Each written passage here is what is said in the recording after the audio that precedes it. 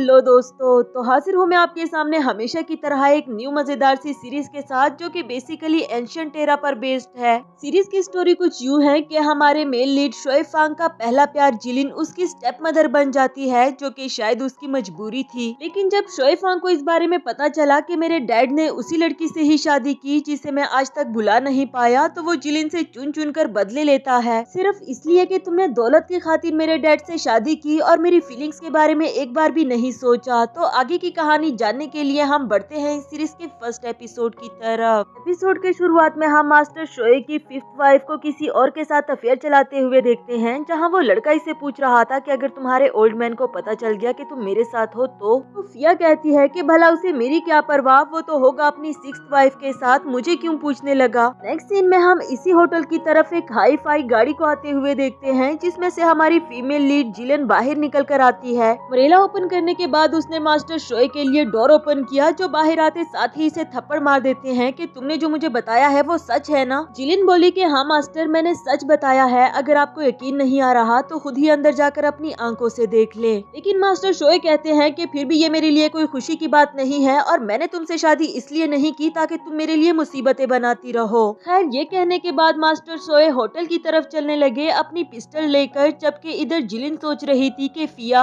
आखिरकार तुम्हारे मरने का वक्त आ गया है, लेकिन अफसोस कि मैं तुम्हारे साथ अपने पुराने हिसाब नहीं झुका पाई। जबकि फिया को तो होश तक नहीं था कि उसके साथ क्या होने वाला है। अचानक से मास्टर शोए ने उसके करीब आकर उसके सर के ऊपर गन रख दी। इसके बाद यहाँ जिलिन को गोली चलने की आवाज सुनाई दी, तो वो समझ गई कि फाइनली फिया को उसके गुनाहों की सजा मिल चुकी है। नेक्स्ट सीन में पूरे शहर में ये खबर फैल गई कि मास्टर शोए की अचानक से किसी सीरियस डिजीज की वजह से डेथ हो गई है, यानी कि फिया तो सही सलामत है, लेकिन मास्टर शोए को ही इस दुनिया से जाना पड़ा। दूसरी तरफ ये सारा इल्जाम बेचारी जिलिन पर लग जाता है। पूरे महल में उसके बारे में कहा जा रहा था कि ये लड़की अपशगनी है, क्योंकि शादी के कुछ रोज बाद ही मास्टर शोए की डेथ हो गई। जबकि जिलिन तो खुद भी मास्टर शोए की पिक्चर के सामने बैठे यही सोच रही थी कि आखिर ऐसा कैसे हो सकता है। नेक्स्ट सीन में हमारे मेन लीड शोएब फांग को एक बार से वापस आते हुए दिखाया जाता है, जिसे सारी खबर मिल चुकी थी कि किस तरह से उसके डैड की डेथ हुई, और ये भी कि उन्होंने किसी यंग लड़की से छठी शादी कर रखी थी, जो कि उसे बिल्कुल भी नहीं पसंद था। वो अभी भी यही कहता है कि मेरे डैड की जान किसी और चीज ने नहीं बल्कि पैसों ने ही ली, इसलिए उनके लिए पिटी फील करने की जरूरत नहीं। लेकिन दूसरी तरफ उसने ये सारी बातें भी सुन रखी थी कि तुम्हारे डैड ने एक सिंगर खूबसूरत लड़की से शादी की है, जो हर वक्त तुम्हारे डैड से फ्लर्ट करती रहती थी। ये सारी बातें सोचते सोचते वो जिलिन के पास पहुँच आया। उसे देखकर तो इसका गुस्सा और भी ज्यादा बढ़ गया। वो धीरे धीरे से इसके करीब आने लगा, फिर उसके गले में कपड़ा डालकर उसे दबाने लगा, ये कहते हुए कि जब मेरे डैड की डेथ हो गई है तो तुम्हें भी उनके साथ मर जाना चाहिए। जिलिन इस हालत में कुछ भी नहीं कह पा रही थी। बहुत मुश्किल से वो सिर्फ इतना ही कह पाई कि प्लीज मुझे छोड़ दो, उनकी डेथ से मेरा कोई भी लेना देना नहीं। उसकी आवाज सुनकर इधर शोएब फांग के हाथों से खुद ब खुद वो कपड़ा छूट गया। दिल ही दिल में सोचने लगा कि ये आवाज, ये तो उसी की आवाज है, क्या ये वही लड़की है। जिलिन अपने पास पड़ा हुआ एक टूल उठाकर फौरन वहाँ से भागने लगी, लेकिन जब शोएब फांग ने उसका हाथ पकड़ लिया तो वो उसे उस टूल से मारने की कोशिश करती है, जिसे शोएब फांग ने खुद को तो बचा लिया उसका हाथ पकड़कर, लेकिन यहाँ फाइनली उसका जिलिन के साथ सामना हुआ। इसी के साथ हमें फ्लैशबैक का सीन दिखाया जाता है। कॉलेज लाइफ में दोनों ही एक दूसरे को पसंद करते थे, पर शोएब फांग को अपनी हायर स्टडीज के लिए अब्रॉड जाना पड़ा, लेकिन फिर भी उसने वादा किया था कि मैं वापस आकर तुमसे शादी करूंगा। प्रेजेंट में दोनों को ही एक दूसरे को अपने सामने देखकर यकीन ही नहीं आ रहा था। शोएब फांग पूछने लगा कि जिलिन, तुम यहाँ, क्या वो तुम ही हो जिससे मेरे डैड ने शादी की है। जिलिन के पास तो जवाब देने के लिए कुछ भी नहीं था। वो जान छुड़ाकर वहाँ से भागना चाहती थी, लेकिन शोएब फांग ने उसे पकड़ ही लिया। वो कहता है कि तुम कभी भी मुझसे जान नहीं छुड़ा सकती जब तक तुम मुझे सच ना बता दो। मुझसे ब्रेकअप करके तुमने मेरे डैड से शादी की, आखिर तुमने ऐसा क्यों किया? मैं इसका जवाब लिए बगैर तुम्हें नहीं छोड़ूंगा। इसके बाद वो जिलिन का हाथ पकड़कर उसे अपने रूम में ले आया और डोर क्लोज कर दिया, उसे ये दिखाने के लिए कि जब तक तुम मुझे सच नहीं बता देती मैं तुम्हें यहाँ से जाने नहीं देने वाला। उसका गला दबाकर उसे सच जानने की कोशिश कर रहा था कि यहाँ आने से पहले मैंने तुम्हारे बारे में सुना था कि तुम एक सिंगर और फ्लर्टियस लड़की हो जिसने मेरे डैड से शादी करने के लिए क्या कुछ नहीं किया।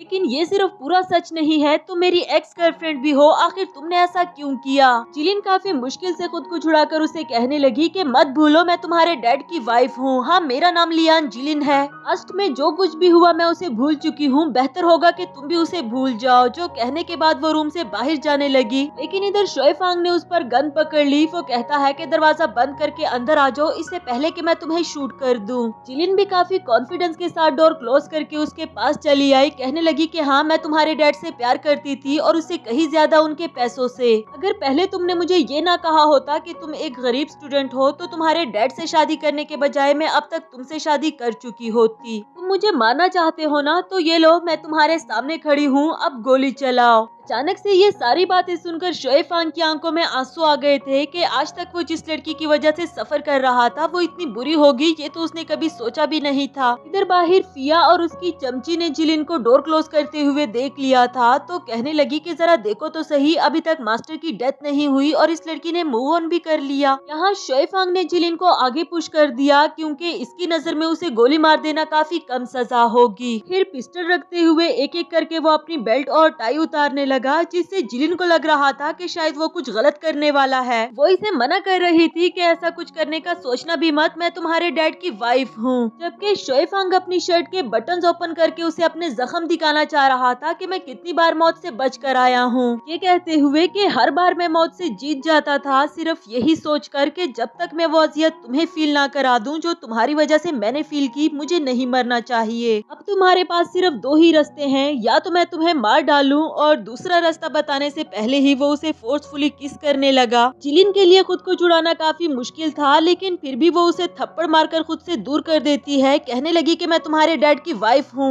मगर मुझे मारना चाहते हो तो शौक से मारो, वरना तुम मुझसे दूर रहो। जाते जाते वो एक दफा फिर से याद करवा देती है कि बेहतर होगा पास्ट को भूल जाओ। ये कहने के बाद वो वहाँ से चली गई। जबकि इधर हम देखते हैं कि शोएफांग को भी ये सब कुछ करके अच्छा नहीं लग रहा था, क्योंकि उसकी आंखों से आंसू आने लगे। नेक्स्ट सीन आज से 10 दिन बाद का दिखाया गया, जहाँ रास्ते में चलते हुए एक चोर जिलिन से टकरा जाता है और इसी दौरान उससे उसका सामान भी गिर गया। जिलिन फौरन से उस सामान को देखकर उठाने लगी। वो पेंडेंट तो गाड़ी के नीचे आने ही वाला था, लेकिन वो अपनी जान पर खेलकर उस पेंडेंट को उठा लेती है। फिर जब उसने ओपन करके देखा तो इसमें शोएफांग और उसकी पिक्चर लगी हुई थी, यानी कि वो चोर शोएफांग का सामान लेकर भाग रहा था। इस पिक्चर को देखकर जिलिन दिल ही दिल में कहने लगी कि मैंने कभी सोचा भी नहीं था तुम इस तरह से मेरे सामने आ जाओगे, लेकिन मैं जानती हूँ कि अब तुम्हें कुछ भी एक्सप्लेन करने का वक्त ही नहीं रहा, और वैसे भी मेरे पास और भी बहुत सारे जरूरी काम है जो मुझे वक्त पर निपटाने हैं। यहाँ दूर से ही एक आदमी बैठा जिलिन को नोटिस कर रहा था और उसका पीछा करने के लिए इसे फिया ने ही कहा होता है। खैर, जिलिन इसके बाद अपनी फ्रेंड याओली से मिलने के लिए आती है, जो इसे एक कवर पेपर देते हुए बोली कि ये रही तुम्हारी वो इम्पोर्टेंट चीज जो कब से तुम्हें चाहिए थी। ये फिया की वही पिक्चर है जब वो किसी और के साथ थी। इधर याओली कहने लगी कि एक दफा शोएब फैमिली ये पिक्चर देख ले, फिर यूँ समझो कि फिया का काम तमाम हुआ। लेकिन जिलिन कहने लगी कि नहीं, ये तो इसके लिए बहुत कम सजा होगी। मैं चाहती हूँ कि फिया अपना सब कुछ खो दे, अपने उस हिडन लवर को भी। ये हिडन लवर कौन है इसके बारे में फिलहाल तो पता नहीं चल पाया। दूसरी तरफ शोएफांग ने उस आदमी को पकड़ लिया था जो कि जिलिन पर नजर रख रहा होता है। काफी मार खा लेने के बाद आखिरकार उसने बता ही दिया कि प्लीज मुझे माफ कर दे, ये सब कुछ करने के लिए मुझे मिस फिया ने कहा था, लेकिन आई स्वेयर कि मैंने कुछ भी नहीं देखा, मैं किसी को भी कुछ नहीं बताऊंगा।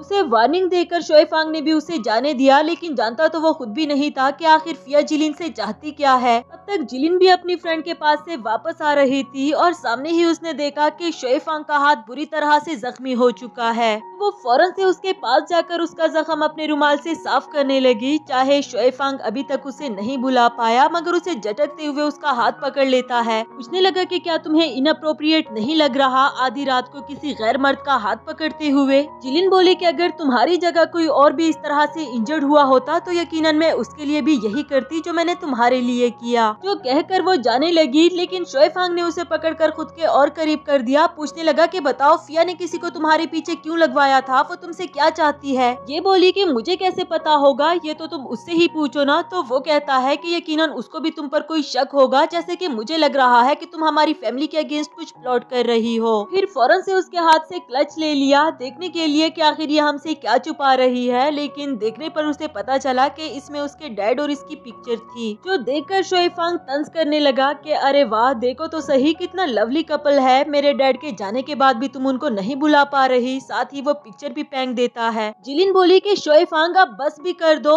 अपना पर्स उसके हाथ से लेकर वहाँ से जाने लगी। इधर बाकी के सोल्जर्स ने उस पर गन पॉइंट करके रोक लिया। शोएफांग कहने लगा कि मैं यहाँ के मिलिट्री का न्यू गवर्नर गवर्नर बनने वाला हूँ, तुम्हारी हिम्मत कैसे हुई मुझे नाम से बुलाने की। जिलिन ने इस पर उसे कांग्रेचुलेशंस कहा तो वो बोला कि यकीनन तुम्हें रिग्रेट तो हो रहा होगा। धीरे से उसके पास आकर बोला कि मुझे छोड़ जाने पर। साथ ही वो उसे पैसों के बंडल्स पकड़ाते हुए कहता है कि यकीनन ये पैसे तुम्हारे लिए काफी होंगे, ये लो और यहाँ से हमेशा के लिए दफा हो जाओ, मैं कभी भी तुम्हें नहीं देखना चाहता। जबकि जिलिन उन पैसों को गिराते हुए कहने लगी कि ये मेरे लिए काफी नहीं है, वहाँ से जाने लगी। वो सोल्जर्स तो अभी भी इसे जाने नहीं दे रहे थे, लेकिन जब शोएफांग ने उनको इशारे से इसे जाने के लिए कहा तो वो लोग भी इसे छोड़ देते हैं। यहाँ शोएफांग खड़ा काफी ज्यादा हर्ट लग रहा था। नेक्स्ट सीन में वो गुस्से से अपना गिलास फेंक देता है और जिलिन की हुई बातों को सोच रहा था। मुझे लगा था कि तुम ओवरसीज स्टूडेंट हो तो किसी रिच फैमिली से होगे, लेकिन जब मुझे पता चला कि तुम एक गरीब फैमिली से हो तो भला मैं तुमसे शादी क्यों करती। प्रेजेंट में शोएफांग खुद से कह रहा था कि जिलिन तुम्हें ये वेल्थी लाइफ चाहिए ना, आई स्वेयर कि मैं कभी भी तुम्हें इसे जीने नहीं दूंगा। इसी के साथ हमारा फर्स्ट एपिसोड यहाँ पर खत्म हुआ। हेलो दोस्तों, तो बढ़ते हैं इस सीरीज के सेकंड एपिसोड की तरफ। एपिसोड के शुरुआत में हम देखते हैं जहां जिलिन घर वापस आ गई थी तो फिया उसे देखकर पूछने लगी कि इतनी रात गई, तुम कहां से वापस आ रही हो, ये जानते हुए भी कि मास्टर शोए की डेथ तुम्हारी वजह से हुई। तुम एक अपशगनी लड़की हो, लेकिन फिर भी तुम कितने कॉन्फिडेंस से इस घर में अभी तक घूम रही हो। जिलिन इसके मुँह नहीं लगना चाहती थी, इसलिए अपने रूम की तरफ चलने लगी, लेकिन जब फिया ने उसका हाथ पकड़ लिया कि मेरे सवाल का जवाब दो तो इस पर जिलिन ने इसे थप्पड़ मार दिया, ये कहते हुए कि अपनी बकवास बंद करके अपने काम से काम रखो। जबकि फिया ऐसा कब करने वाली थी, वो बोली कि तुम्हारी इतनी हिम्मत कि तुमने मुझे थप्पड़ मारा, तुम खुद को समझती क्या हो। इन दोनों के बीच में अभी बहस चल ही रही थी कि बड़ी रानी पहुंच जाई जो कि शोएफांग की ग्रैंड माँ थी। पूछने लगी कि ये क्या हो रहा है। फिया फौरन से जाकर क्लेरिफिकेशन देने लगी कि बड़ी रानी माँ देखे ना, इस लड़की के बारे में बहुत सारे रूमर्स फैले हुए हैं कि ये लड़की अपशगनी है, इसी की वजह से हमारे मास्टर की डेथ हुई और ये अभी तक भी हमारे घर में फिर रही है। सिर्फ यही नहीं बल्कि कल रात हमने इसे गवर्नर शोएफांग की रूम में जाते हुए देखा। ये अब उसे भी सिड्यूस करना चाहती है, ये तो हमारी फैमिली को रोइन कर देगी। ये सुनकर तो बड़ी रानी माँ बहुत गुस्से में आ गई, जबकि जिलिन बोली कि नहीं ऐसा कुछ नहीं है, मैं उनके रूम में नहीं गई।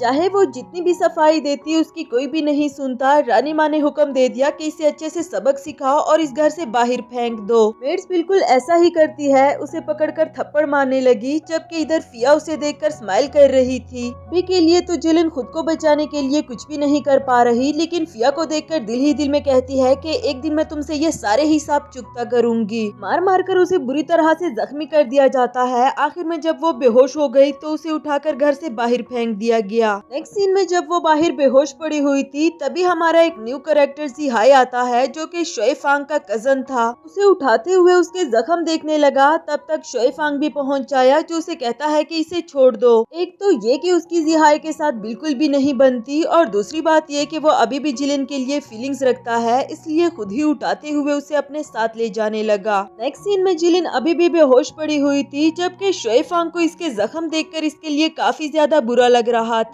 फिर जैसे ही इसे होश आया और इसने देखा कि शोएफांग उसके साथ बैठा है तो फौरन उसे धक्का देकर खुद से दूर कर देती है। इवन के अपने पास ही पड़ा ग्लास ऑफ वाटर भी उठाकर इसके ऊपर फेंक दिया। वो बेचारा तो इसकी हेल्प करना चाह रहा था, लेकिन अब उसे भी काफी गुस्सा आ गया। गुस्से में उसे गले से पकड़ते हुए कहने लगा कि मैं तुम्हारी मदद कर रहा हूँ और तुम मुझे ये सिला दे रही हो। जबकि जिलिन सोच रही थी कि वो मेरे साथ कुछ उल्टा सीधा ना कर दे, उसे याद दिला रही थी कि मैं तुम्हारे डैड की वाइफ हूँ, तो वो बोला कि तुम्हें घर से बाहर फेंक दिया गया है। आफ्टर दैट जब शोएफांग अपना बेल्ट उतारने लगा तो इधर जिलिन को और भी ज्यादा डर लग जाता है। वो उसके रूम से भागने की कोशिश करती है, लेकिन फिर भी अनफॉर्चुनेटली शोएफांग के सामने आ खड़ी हुई उसे कहने लगी कि प्लीज ऐसा कुछ मत करना। उस बेचारे का तो ऐसा कोई भी इरादा नहीं था। वो इसे सामने से हटाकर कबर्ड से अपने कपड़े उठाने लगा। अभी जिलिन को रियलाइज हुआ कि शायद मैंने कुछ ज्यादा ही सोच लिया था। शोएफांग कहने लगा कि अब यहाँ पर खड़े होकर मुझे कपड़े चेंज करते हुए देखना चाहती हो, प्लीज जाओ हमारे घर से। लेकिन अब उसे घर से भी निकाल दिया गया है। सोचने लगी कि मुझे कुछ भी करके कुछ टाइम के लिए यहाँ पर रहना ही होगा।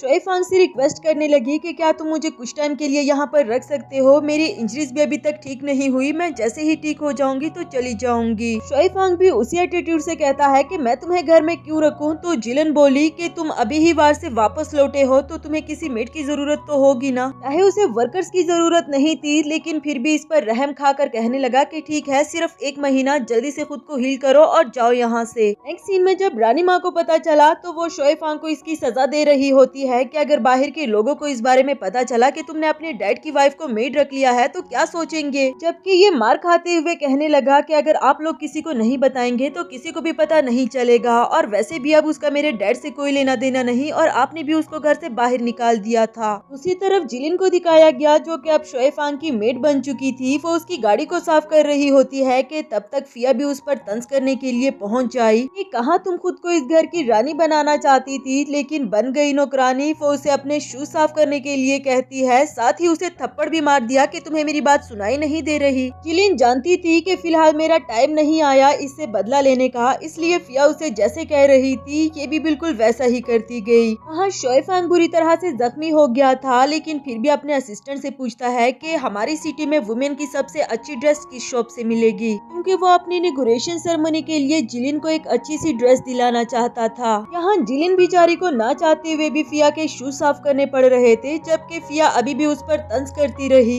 अचानक से गोली चलने की आवाज सुनाई दी जिससे दोनों ही डर गई, जो किसी और ने नहीं बल्कि शोए फांग ने ही चलाई। वो आगे आकर जिलिन से कहने लगा कि उठकर खड़ी हो जाओ। वो इतना ज्यादा वीक हो चुकी थी कि जैसे ही खड़े होने की कोशिश की तो वो गिरने ही वाली थी, लेकिन शोए फांग ने उसे पकड़ लिया। गिरने से बचाने के बाद उसे कहता है कि तुम मेरे लिए काम करती हो इसलिए तुम सिर्फ मेरे ही शूज साफ करोगी, बात समझ में आई तुम्हें। दूसरी तरफ फिया भी बीच में टांगे अड़ाने के लिए बोली कि ये लड़की इतनी मासूम और सिंपल नहीं जितनी कि तुम्हें लग रही है, देखो ना यहाँ पर रहने के लिए ये नौकरानी तक बन गई, ख्याल रखना कहीं ये तुम्हें बेवकूफी ना बना दे। शोए फांग जिलिन को देखकर अपने असिस्टेंट से कहने लगा कि इसको अच्छे से सबक सिखाओ। बेचारी जिलिन सोचने लगी कि क्या अब मुझ पर एक और पहाड़ टूटेगा, जबकि असिस्टेंट ने एक बकेट ऑफ वाटर फिया के ऊपर गिरा दिया, यानी कि शोए फांग फिया की बात कर रहा था। साथ ही वो फिया से कहने लगा कि आइंदा अपना मुंह संभाल कर बात करना, और जिलिन का हाथ पकड़कर उसे अपने साथ ले गया। नेक्स्ट सीन में शोए फांग अपने असिस्टेंट न्योन से कह रहा था कि मुझे जिलिन के पिछले 5 साल की पूरी इन्फॉर्मेशन चाहिए, क्योंकि उसे लगता है कि शायद वो मुझसे कुछ छुपा रही है। जबकि वहाँ जिलिन ने अपने प्लान पर काम करना शुरू कर दिया। वो चुपके से फिया के रूम में उसकी वो पिक्चर फेंक देती है। जब फिया ने उसे देखा तो उसके तो होश ही उड़ गए कि आखिर ये कौन हो सकता है जिसे मेरे अफेयर के बारे में पता चल गया। इधर जिलिन याओली से कॉल पर बात करते हुए कहती है कि मैं ठीक 9 बजे तुमसे उसी जगह पर मिलूंगी, मैं बस घर से निकल रही हूँ।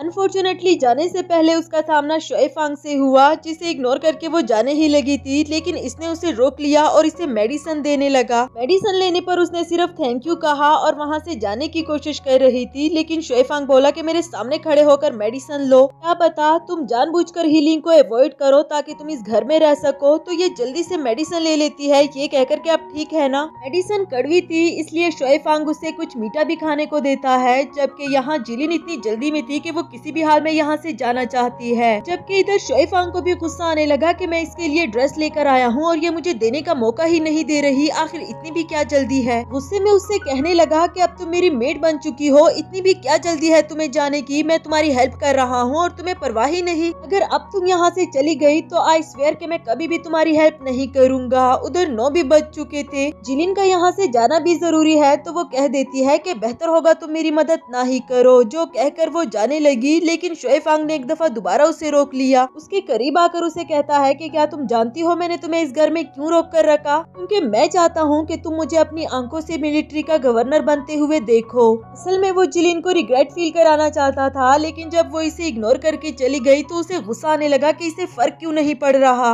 नेक्स्ट सीन बार पार्टी का दिखाया गया, जहाँ जिहाई कुछ लड़कियों के साथ ड्रिंक एंजॉय कर रहा था। वही फिया भी गुस्से में इसी तरफ आ रही होती है, जबकि याओली भी चोरी चुपके उस पर नजर रख रही थी। जैसे ही फिया जिहाई के रूम में इंटर हुई और उसने इसे देखा तो वो अपने साथ ही बैठी हुई सभी लड़कियों को वहाँ से जाने के लिए कहता है। उन लड़कियों के जाने के बाद जिहाई ने इसे अपने पास बैठने के लिए कहा, मगर ये गुस्से में गिलास तोड़ देती है, जिस पर उसे तो लगा कि शायद ये जेलस हो रही है। फिया उसे वो पिक्चर दिखाते हुए कहती है कि हमारे अफेयर के बारे में किसी को पता चल गया है। जिहाई कहने लगा कि तुम्हारे हस्बैंड की तो डेथ हो चुकी, तो तुम्हें डर किस बात का। फिया कहने लगी कि मैं पिछले 5 साल से हमारे अफेयर को छुपा रही हूँ, आखिर कब तक। तुमने कहा था कि मास्टर शोए के बाद तुम ही गवर्नर बन जाओगे और फिर मुझसे शादी करोगे, लेकिन ऐसा हुआ क्यों नहीं। तुम्हारी जगह वो शोए फांग गवर्नर क्यों बन रहा है। पहले तो जिहाई भी सब कुछ खामोशी के साथ सुनता रहा, लेकिन आखिरकार गुस्से में आकर उसे गले से पकड़ते हुए बोला कि वो सिर्फ एक्टिंग डायरेक्टर है, तुम देखो कि मैं करता क्या हूँ। फिया तो उससे काफी ज्यादा डर गई। वो कहती है कि क्या तुम्हें जेंटल तरीके से बात करना नहीं आता क्या? जिहाई कहता है कि तुम आराम से इनॉग्रेशन सेरेमनी को एंजॉय करो, जहाँ तक इस पिक्चर की बात है तो तुम फिक्र मत करो, इसे तो मैं डील कर लूंगा। बाहर ही खड़ी यावली इन दोनों को देख रही थी। आखिरकार उसे भी पता चल गया कि फिया का वो हिडन लवर कौन है, लेकिन अनफॉर्चुनेटली यहाँ उसे पकड़ लिया गया। जबकि दूसरी तरफ जिलिन उसे पूरे हॉल में ढूंढ रही होती है। वो सबसे पता भी करती है कि क्या किसी ने यावली को देखा, मगर किसी को भी पता नहीं था।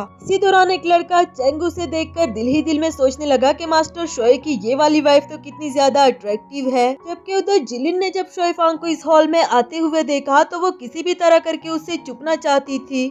तक चेंग इसके करीब पहुंच आया था, जो इसे टच कर देता है और जिलिन काफी ज्यादा डर गई और वो पकड़ते हुए बोला कि अरे मिस जिलिन, आप गिर जाएंगी। शोए फांग ने भी इन दोनों को साथ में देख लिया। वो भी यही सोच रहा था कि जिलिन यहाँ पर क्या कर रही है। चेंग जिलिन को अपना इंट्रोडक्शन करवाते हुए बोला कि मैं फिया का नेफ्यू हूँ। ये उसे ग्रीटिंग्स करके वहाँ से जाने ही लगी, लेकिन वो इसे रोक देता है, ये कहते हुए कि अब हम फैमिली है, तुम्हें नहीं लगता कि तुम्हें मेरे साथ ड्रिंक करनी चाहिए? चाहे जिलिन उसके साथ ड्रिंक नहीं करना चाहती, लेकिन ये फिर भी उसके साथ जबरदस्ती करने लगा। जिलिन उसे अपनी जान छुड़ाने के लिए थोड़ी सी ड्रिंक कर भी लेती है, लेकिन जब वो जाने लगी तो चेंग ने उसे दोबारा से रोक लिया कि आखिर तुम्हें जाने की इतनी जल्दी भी क्या है, अभी तक तो मैंने अपनी बात भी खत्म नहीं की। शोए फांग ने जब दूर से ही देखा तो वो समझ गया था कि इस लड़के के इरादे ठीक नहीं लग रहे, क्योंकि वो उसे टच करने की कोशिश कर रहा था, साथ ही जबरदस्ती उसे ड्रिंक करने के लिए कह रहा था। इधर शोए फांग इसकी हेल्प तो करना चाहता है, लेकिन तभी उसे थोड़ी देर पहले की बात याद आई, जब उसने जिलिन से कहा था कि अगर तुम यहाँ से चली गई तो मैं कभी भी तुम्हारी हेल्प नहीं करूँगा। इसके बावजूद भी जिलिन वहाँ से चली गई थी।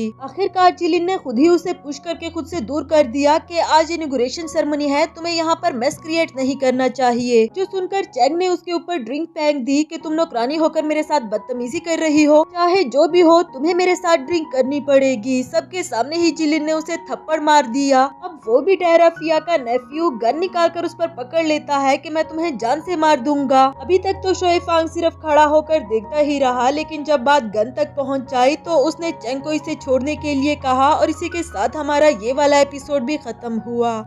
हेलो दोस्तों, तो बढ़ते हैं इस सीरीज के थर्ड एपिसोड की तरफ। एपिसोड की शुरुआत में हम देखते हैं कि चेंग ने शोए फांग की आवाज सुनते ही अपनी गन को नीचे कर लिया था, लेकिन इससे पहले कि शोए फांग इन दोनों के पास पहुंचता, दूसरी तरफ से जिहाई पहुंच आया, जो चेंग से कहने लगा कि तुम्हारी हिम्मत कुछ ज्यादा ही नहीं बढ़ गई कि तुम मेरी फैमिली मेंबर्स के साथ मैस क्रिएट करने लगे। इस पर ये उसे माफी मांगने लगा कि प्लीज मेरी आंटी फिया की खातिर मुझे छोड़ दो। जिहाई ने अपने आदमियों को इसे यहाँ से ले जाने के लिए कहा। इसके बाद वो टिश्यू से जिलिन का फेस पहुंच रहा था। साथ ही साथ वो कहता है कि चेंग में इतनी हिम्मत आई कैसे? इसका मतलब तो ये हुआ कि वो अपने लिए मौत चाहता है। शोए फांग तुम क्या कहते हो? जबकि शोए फांग तो गुस्से से उबल रहा था, क्योंकि उसे जिहाई को जिलिन के करीब देखकर बिल्कुल भी अच्छा नहीं लगा। कहने लगा कि इससे दूर रहो, ये सिर्फ मेरी है। नेक्स्ट सीन में जिलिन अपने रूम में पहुंच जाई, जहाँ वो यावली की हुई बात सोच रही थी कि फिया का हिडन लवर कोई आम आदमी नहीं, वरना तो उसकी ये ब्रांडेड वॉच ही देख लो। ये वही वॉच है जो अभी अभी जिलिन ने बाहर जिहाई के हाथ पर देखी, तो उसे यकीन हो गया था कि जिहाई ही वो लड़का है जिससे फिया का अफेयर चल रहा है। तब तक वहाँ शोए फांग भी पहुँच आया, जो उसे कहने लगा कि जिहाई ने तुम्हारी थोड़ी सी हेल्प क्या कर दी, तुम तो उसके लिए पिघल ही गई थी। क्या इतना आसान है तुम्हारे लिए कि कोई भी एरा गैरा तुम्हें जीत ले? जिलिन भी उसी एटीट्यूड में कहती है कि भला जेंटलमैन किसे नहीं पसंद होते। शोए फांग ने गुस्से से वो ड्रेस गिरा दी, कहने लगा कि इसे अभी के अभी पहनो। जब जिलिन उसे उठाने लगी तो शोए फांग ड्रेस पर पाँव रखकर इसे पूछने लगा कि आखिर तुम ये सब कुछ क्यों कर रही हो? इसके जवाब में वो कहती है कि तुमने मुझे सिर्फ 1 महीने के लिए अपने पास रखा, क्या मुझे अपने आगे का ठिकाना नहीं ढूंढना होगा? जिस पर शोए फांग गुस्से में वहाँ से चला गया। बाहर आकर उसका सामना जिहाई से हुआ, जो इसे देखकर कहने लगा कि तुम काफी ज्यादा बदल गए हो। ये बोला कि बदल तो तुम भी बहुत गए, जबकि जिहाई उसके गले लग गया कि नहीं, ऐसा कुछ भी नहीं, मैं तो हमेशा से ही तुम्हें अपना भाई मानता हूँ और अब तो तुम गवर्नर भी बन गए हो। खैर, मैं ये पूछना चाह रहा था कि तुम मिस जिलिन के लिए फील करते हो? शोए फांग बोला कि तुम कहना क्या चाहते हो? तो वो बोला कि शायद मैंने गलत समझ लिया था, लेकिन मैं उसके लिए फील करने लगा हूँ। इससे पहले कि शोए फांग कोई रिएक्शन दे पाता, तब तक फिया पहुंच आई। कहने लगी कि मैं तुम दोनों के बीच में लड़ाई समझ सकती हूँ, लेकिन मैं बताती चलूँ कि वो लड़की तुम दोनों के काबिल नहीं। वो एक चालाक और फ्लर्टियस लड़की है जो कि तुम दोनों का यूज करना चाहती है। ये बात सुनकर इधर शोए फांग ने उस पर गन पकड़ ली, लेकिन जिहाई भी इसका लवर ठहरा। वो फौरन से इसकी गन हटाकर उसके साथ लड़ना शुरू कर देता है। आखिरकार उसने खुद ही सरेंडर कर लिया, ये कहते हुए कि हम लोग फैमिली है, इतने इम्पोर्टेंट इवेंट में इस तरह का मेस क्रिएट करेंगे तो अच्छा थोड़ी ना लगेगा। जो सुनकर शोए फांग भी खुद पर कंट्रोल करके वहाँ से चला गया। जिहाई फिया से कहने लगा कि हर वक्त मेरे लिए मुसीबतें मत बनाती रहा करो। जिलिन भी चुपके से उन दोनों को देख रही थी। अब तो उसे 100% यकीन हो गया कि फिया का जिसके साथ अफेयर चल रहा था वो कोई और नहीं बल्कि जिहाई है। लेकिन याओली का अभी तक कुछ पता नहीं चला। वो दोबारा से उसे ढूंढने के लिए निकल पड़ी। तब तक इनॉग्रेशन सेरेमनी भी स्टार्ट हो चुकी। यहाँ जी फैमिली की एक पेंटिंग को दिखाया गया जिसकी कीमत 50 मिलियन से भी ज्यादा थी, लेकिन अनफॉर्चुनेटली जी फैमिली इनके क्रिएटर्स थे। यहाँ एक दफा दोबारा से फिया का शुक्रिया अदा किया जा रहा था कि तुमने उन क्रिएटर्स को पकड़ लिया था जो कि चुपके से स्मगलिंग कर रहे थे। इधर जिलिन ये सब कुछ देखकर काफी ज्यादा सैड हो गई थी। साथ ही हमें फ्लैशबैक का सीन दिखाया जाता है जब उसकी पूरी जी फैमिली को पकड़ा गया था क्योंकि उन पर स्मगलिंग का इल्जाम लगाया गया है। जिलिन को पहले से ही उसके डैड ने आउट ऑफ सिटी पढ़ने के लिए भेजा था। उसे बताया था कि तुम किसी भी हाल में वापस मत आना। यहाँ उसके पीछे उसकी पूरी फैमिली को एक साथ ही मार दिया गया जिसकी खबर उसे बाद में मिली। और ये सब कुछ किया दरा फिया का था। उसने ही जी फैमिली पर झूठा इल्जाम लगाया, इसलिए ही तो जिलिन उसे अपनी फैमिली का बदला लेना चाहती है। प्रेजेंट में सबको अपनी फैमिली के अगेंस्ट देखकर उसकी आंखों में आंसू आ जाते हैं और वहाँ से चली गई। इधर शोए फांग ने भी उसे देख लिया था। वहाँ से साइड पर आकर जिलिन को काफी ज्यादा रोना आ रहा था। रोते रोते वहीं पर बैठ गई कि तभी हम देखते हैं पीछे से आकर उसे किसी ने बेहोश कर दिया। इसके बाद उसे रूम में ले आया था। प्लान के अकॉर्डिंग उसे ड्रग देना चाहता था और ये कोई और नहीं बल्कि चैंग ही होता है। उसे ड्रग देने के बाद कह रहा था कि तुम फिक्र नहीं करो, मैं तुम्हें कोई नुकसान नहीं पहुंचाऊंगा। अगर मुझे किसी ने ऐसा करने के लिए ना कहा होता तो किसकी हिम्मत थी कि वो शोए फांग के अगेंस्ट खड़ा हो जाए। दूसरी तरफ शोए फांग जिलिन को ढूंढ रहा होता है कि अभी अभी तो वो यहाँ पर थी, अचानक कहाँ गायब हो गई। जिलिन पर ड्रग का बुरी तरह से असर होने लगा था जिसका फायदा चैंग उठाने वाला है। वो इसे कहता है कि तुम फिक्र नहीं करो, मैं तुम्हें कुछ ज्यादा नुकसान नहीं पहुँचाऊंगा। अभी उसने बाहर से नियोन की आवाज सुनी कि गवर्नर, मुझे लगता है मिस जिलिन इसी फ्लोर पर होगी, हमें उसे अच्छे से ढूंढना चाहिए। चैंग को काफी ज्यादा गुस्सा आ गया कि इतनी जल्दी ये लोग कैसे आ सकते हैं, अभी तक तो मैंने अपने प्लान को इम्प्लीमेंट ही नहीं किया। खैर अब तो उसे किसी भी तरह करके यहाँ से भागना ही था, जिसके लिए उसे विंडो नजर आई। दूसरी तरफ शोए फांग भी रूम में इंटर हो जाता है। इधर उधर देखने लगा और अचानक से उसकी नजर जिलिन पर पड़ी। उसके पास आकर उसे संभालने लगा। जबकि जिलिन ड्रग थी, वो उसे देखते साथ ही उसे किस करना स्टार्ट कर देती है, लेकिन फिर उसे खुद से दूर झटक दिया। शोए फांग को समझ नहीं आती कि आखिर ये हो क्या रहा है, लेकिन जब उसने वो पड़ा हुआ कप देखा तो उसे पता चला कि शायद उसे ड्रग दिया गया है। जबकि जिलिन उसे अपने करीब आने नहीं देती, वो उसे स्ट्रिक्टली कहती रही कि तुम जाओ यहाँ से। शोए फांग को भी गुस्सा आ गया था कि मैं तुम्हारी मदद करना चाहता हूँ और तुम हमेशा मुझे खुद से दूर रहने के लिए कहती हो, तो ठीक है मैं भी तुम्हें छोड़कर जा रहा हूँ। वो कह तो देता है और उठकर जाने भी लगा, लेकिन जिलिन की तबीयत देखकर उसका बिल्कुल भी दिल नहीं कर रहा था कि वो इसे अकेला छोड़कर चला जाए। इसलिए वाइन का गिलास लेकर वहीं पर बैठ गया, ये सोचकर कि जब जिलिन मुझे खुद अपनी हेल्प करने के लिए कहेगी तो तभी मैं उसकी हेल्प करूंगा।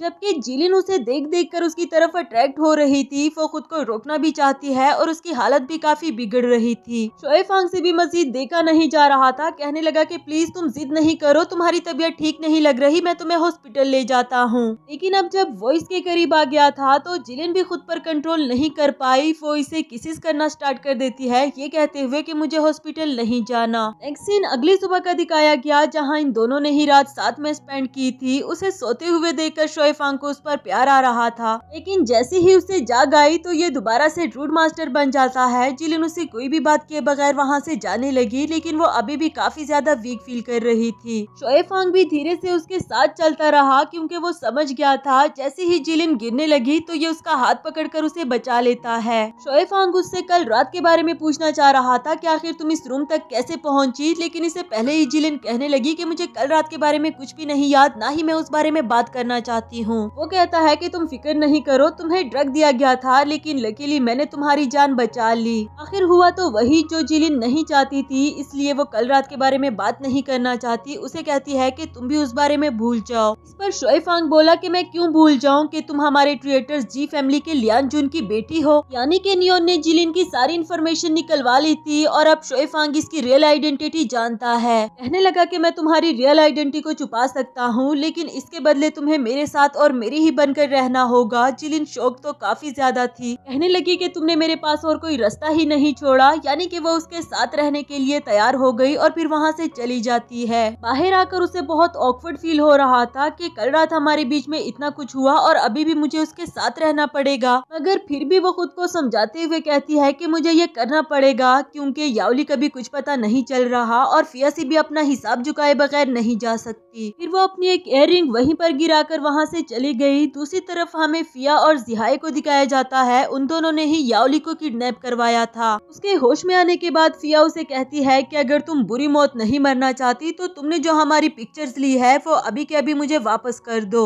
याओली भी उनसे डरने वाली नहीं थी, कहने लगी कि तुम लोगों का ये घटिया चेहरा मैं सबके सामने ला कर रहूंगी और सिर्फ पिक्चर्स ही नहीं बल्कि मैंने कई सारी वीडियोस भी बना रखी है। फिया ये सुनकर गुस्सा हो गई, उसे मारने लगी कि तुम्हारी इतनी हिम्मत, पहले तुम बच तो जाओ ना, उसके बाद ही ये सब कुछ कर पाओगी। जिहाई भी आगे आकर याओली को वार्न करता है कि अगर तुम मुझे वो पिक्चर्स और वीडियो दे दो तो फिर मैं तुम्हारी जान बख्श दूंगा। दूसरी तरफ शोएफांग ने सभी वेटर्स को इकट्ठा कर लिया था। फोन से पूछवा रहा होता है कि कल जिलिन को किसने किडनैप किया था या फिर किसी ने उसे देखा तो नहीं, लेकिन इतना फोर्स करने के बावजूद भी कोई कुछ नहीं बोला। इधर शोएफांग भी समझ गया था कि इनमें से कोई कुछ नहीं जानता, कहने लगा कि जिहाई कहाँ पर है, कहीं नजर नहीं आ रहा। यहाँ याओली को कांच पड़ा हुआ मिला जिसे उठाकर वो फिया पर अटैक करना चाहती थी, लेकिन अनफॉर्चुनेटली बीच में जिहाई आ गया और उसने फिया को बचा लिया। साथ ही याओली को थप्पड़ मारकर उसे बेहोश कर देता है। तब तक उसके असिस्टेंट ने आकर बताया कि बाहर गवर्नर शोएफांग आपको ढूंढ रहे हैं और फिया बोली कि सब्र करो, मैं तुम्हारे हाथ पर पट्टी लगा देती हूँ, उसके बाद ही जाना। नेक्स्ट सीन में जिहाई बाहर आता है, उसने देखा कि सभी वेटर्स को घेर लिया गया था, उन पर गन्स थामी गई, तो वो शोएफांग से पूछने लगा कि आखिर ये सब कुछ क्या हो रहा है। वो भी अपनी जगह से उठते हुए बोला कि यही सवाल तो मैं तुमसे करना चाहता हूँ कि आखिर ये सब कुछ हो क्या रहा है। इसी के साथ हमारा ये वाला एपिसोड भी खत्म हुआ।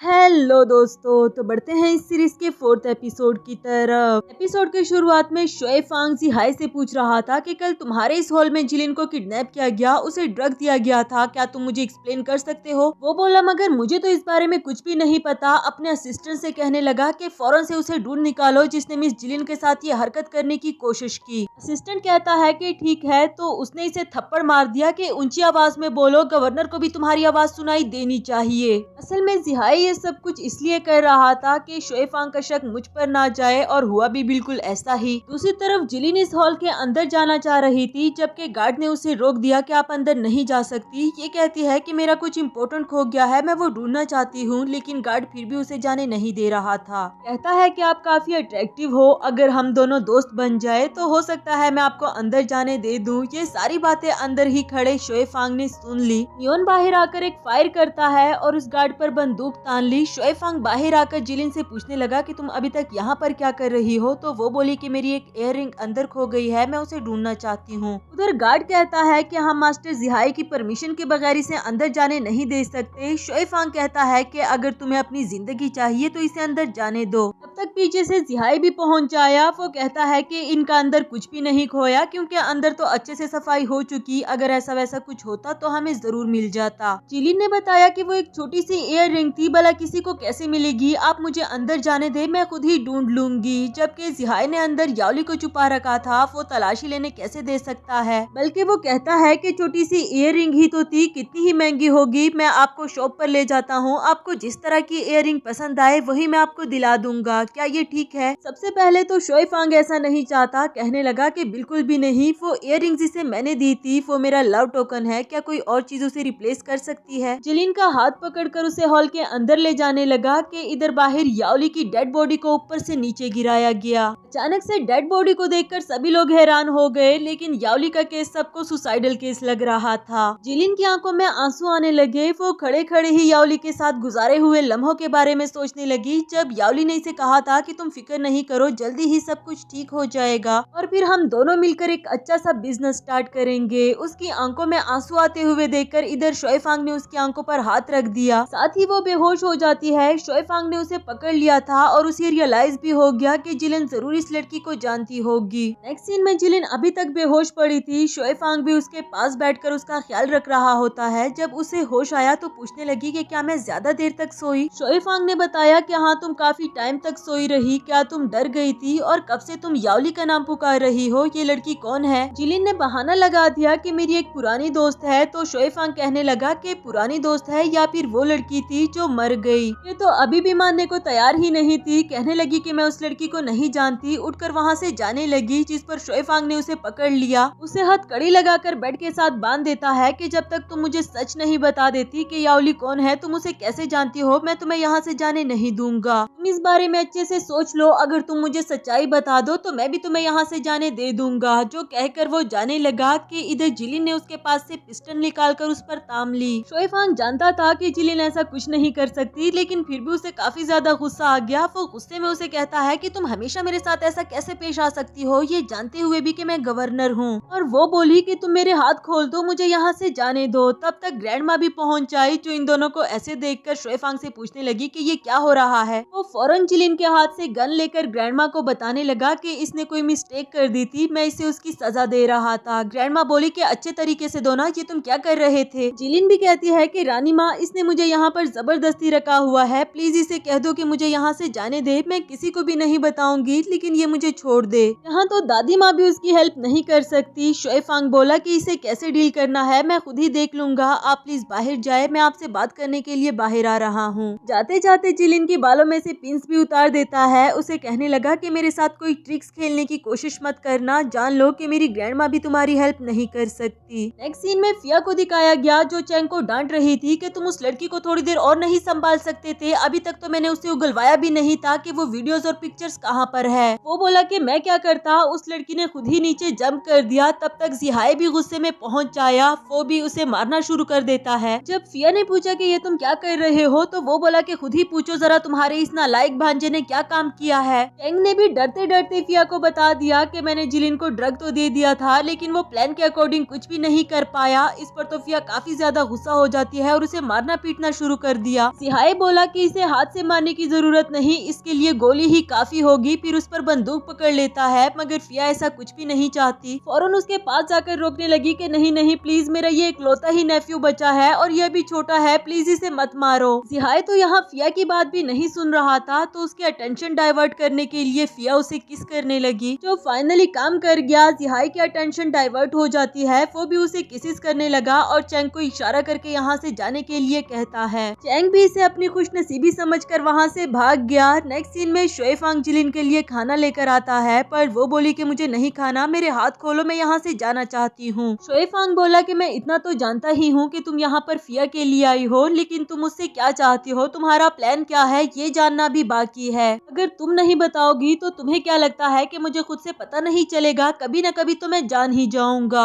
जिलिन भी थोड़ा सोचने के बाद कहने लगी कि ठीक है, तुम सच जानना चाहते हो ना, मेरे हाथ खोलो, मैं खुद ही अपने लिए कुछ खाने को बनाऊंगी और साथ ही तुम्हें सारी सच्चाई भी बता दूंगी। शोए फांग भी कहता है कि ठीक है, तुम्हें क्या खाना है तुम मुझे बता दो, मैं तुम्हारे लिए बना दूंगा, बस तुम मुझे सब कुछ सच बता दो। नेक्स्ट सीन में शोए फांग कुकिंग कर रहा था। जिलिन उसे देखकर कहने लगी कि मैंने तुम्हें पहले भी कभी ऐसे कुकिंग करते हुए देखा है, तो वो बोला कि हाँ, आज से 5 साल पहले जब मैंने तुम्हें प्रपोज किया था तो मैंने खुद ही तुम्हारे लिए कुकिंग की थी। उस रात डिनर के बाद जब तुम चली गई, फिर कभी भी लौट कर नहीं आई। जिलिन को उसके लिए बुरा तो काफी ज्यादा लग रहा था, मगर वो कर भी क्या सकती है। इसके बाद डिनर का सीन दिखाया जाता है, जहाँ जिलिन ने उसके हाथ में वाइन का गिलास पकड़ाया, साथ ही उसे झूठ मूठ की कहानी सुनाती है कि फिया एक डांसर थी, मेरी मॉम ने उस पर रहम खाकर उसे अपने घर में रख लिया, लेकिन उसने मेरे डैड के साथ अफेयर चलाया। तब तक शोए फांग का सर चकराने लगा था, यानी कि जिलिन ने उसकी ड्रिंक में कुछ मिला रखा था। वो कहने लगा कि तुमने मेरे ड्रिंक में क्या मिलाया, जबकि ये दिल ही दिल में सोच रही थी कि शोए फांग, तुम्हारे साथ गुजारे हुए लम्हे मेरी जिंदगी के सबसे खूबसूरत लम्हे थे। आई विश कि जब ये मैस खत्म हो जाए तो हम दोनों दोबारा से एक हो सके। नेक्स्ट सीन में जिलिन रात के अंधेरे में फिया की रूम की तरफ जा रही थी। उसके हाथ में नाइफ भी होता है, यानी कि आज वो फिया की जान लेना चाहती थी। उसके रूम में जाकर उसे करीब से देखते हुए कहती है कि आज तुम्हारा किस्सा खत्म हुआ, फिर उसे नाइफ से हिट कर देती है। यहाँ तो ऐसा लग रहा था जैसे वाकई ही जिया का आखिरी दिन हो, लेकिन हम देखते हैं कि जिलिन दरवाजे में खड़ी ये सब कुछ सोच रही थी, उसने अभी तक ऐसा कुछ नहीं किया। तब तक शोए फांग ने पीछे से आकर उसे हग कर दिया, उसके हाथ से नाइफ भी ले लेता है। पूछने लगा कि तुम्हारी हिम्मत कैसे हुई मेरे ग्लास में ड्रग मिलाने की, और तुम नाइफ के साथ यहाँ फिया के रूम के बाहर खड़ी क्या कर रही हो, क्या तुम उसे जान से मार देना चाहती हो। जिलिन कहने लगी कि उसे मार देने के बाद मैं अपने आप को भी मार दूंगी। दूंगी तो ये कहानी यहीं पर खत्म हो जाएगी। शोए फांग बोला कि अगर तुम्हें कुछ हो गया तो फिर मुझे एंटीडोट कौन देगा, और तुमने कुछ सोचा कि अगर तुम मर गई तो फिर तुम्हारी फैमिली की बेगुनाही को साबित कौन करेगा। जो सुनकर जिलिन रोने लग जाती है क्योंकि वो अपना बदला भी लेना चाहती है और उसके पास कोई और रास्ता भी नहीं बचा जिससे कि वो अपना बदला ले सके। नेक्स्ट सीन में शोए फांग से नियोन पूछ रहा था कि जब आप जानते थे कि उसने आपकी ड्रिंक में कुछ मिला दिया है तो फिर आपने वो वाइन पी ही क्यों। फ्लैशबैक से हम देखते हैं कि शोए फांग ने पहले ही जिलिन को उसकी ड्रिंक में कुछ मिलाते हुए देख लिया था।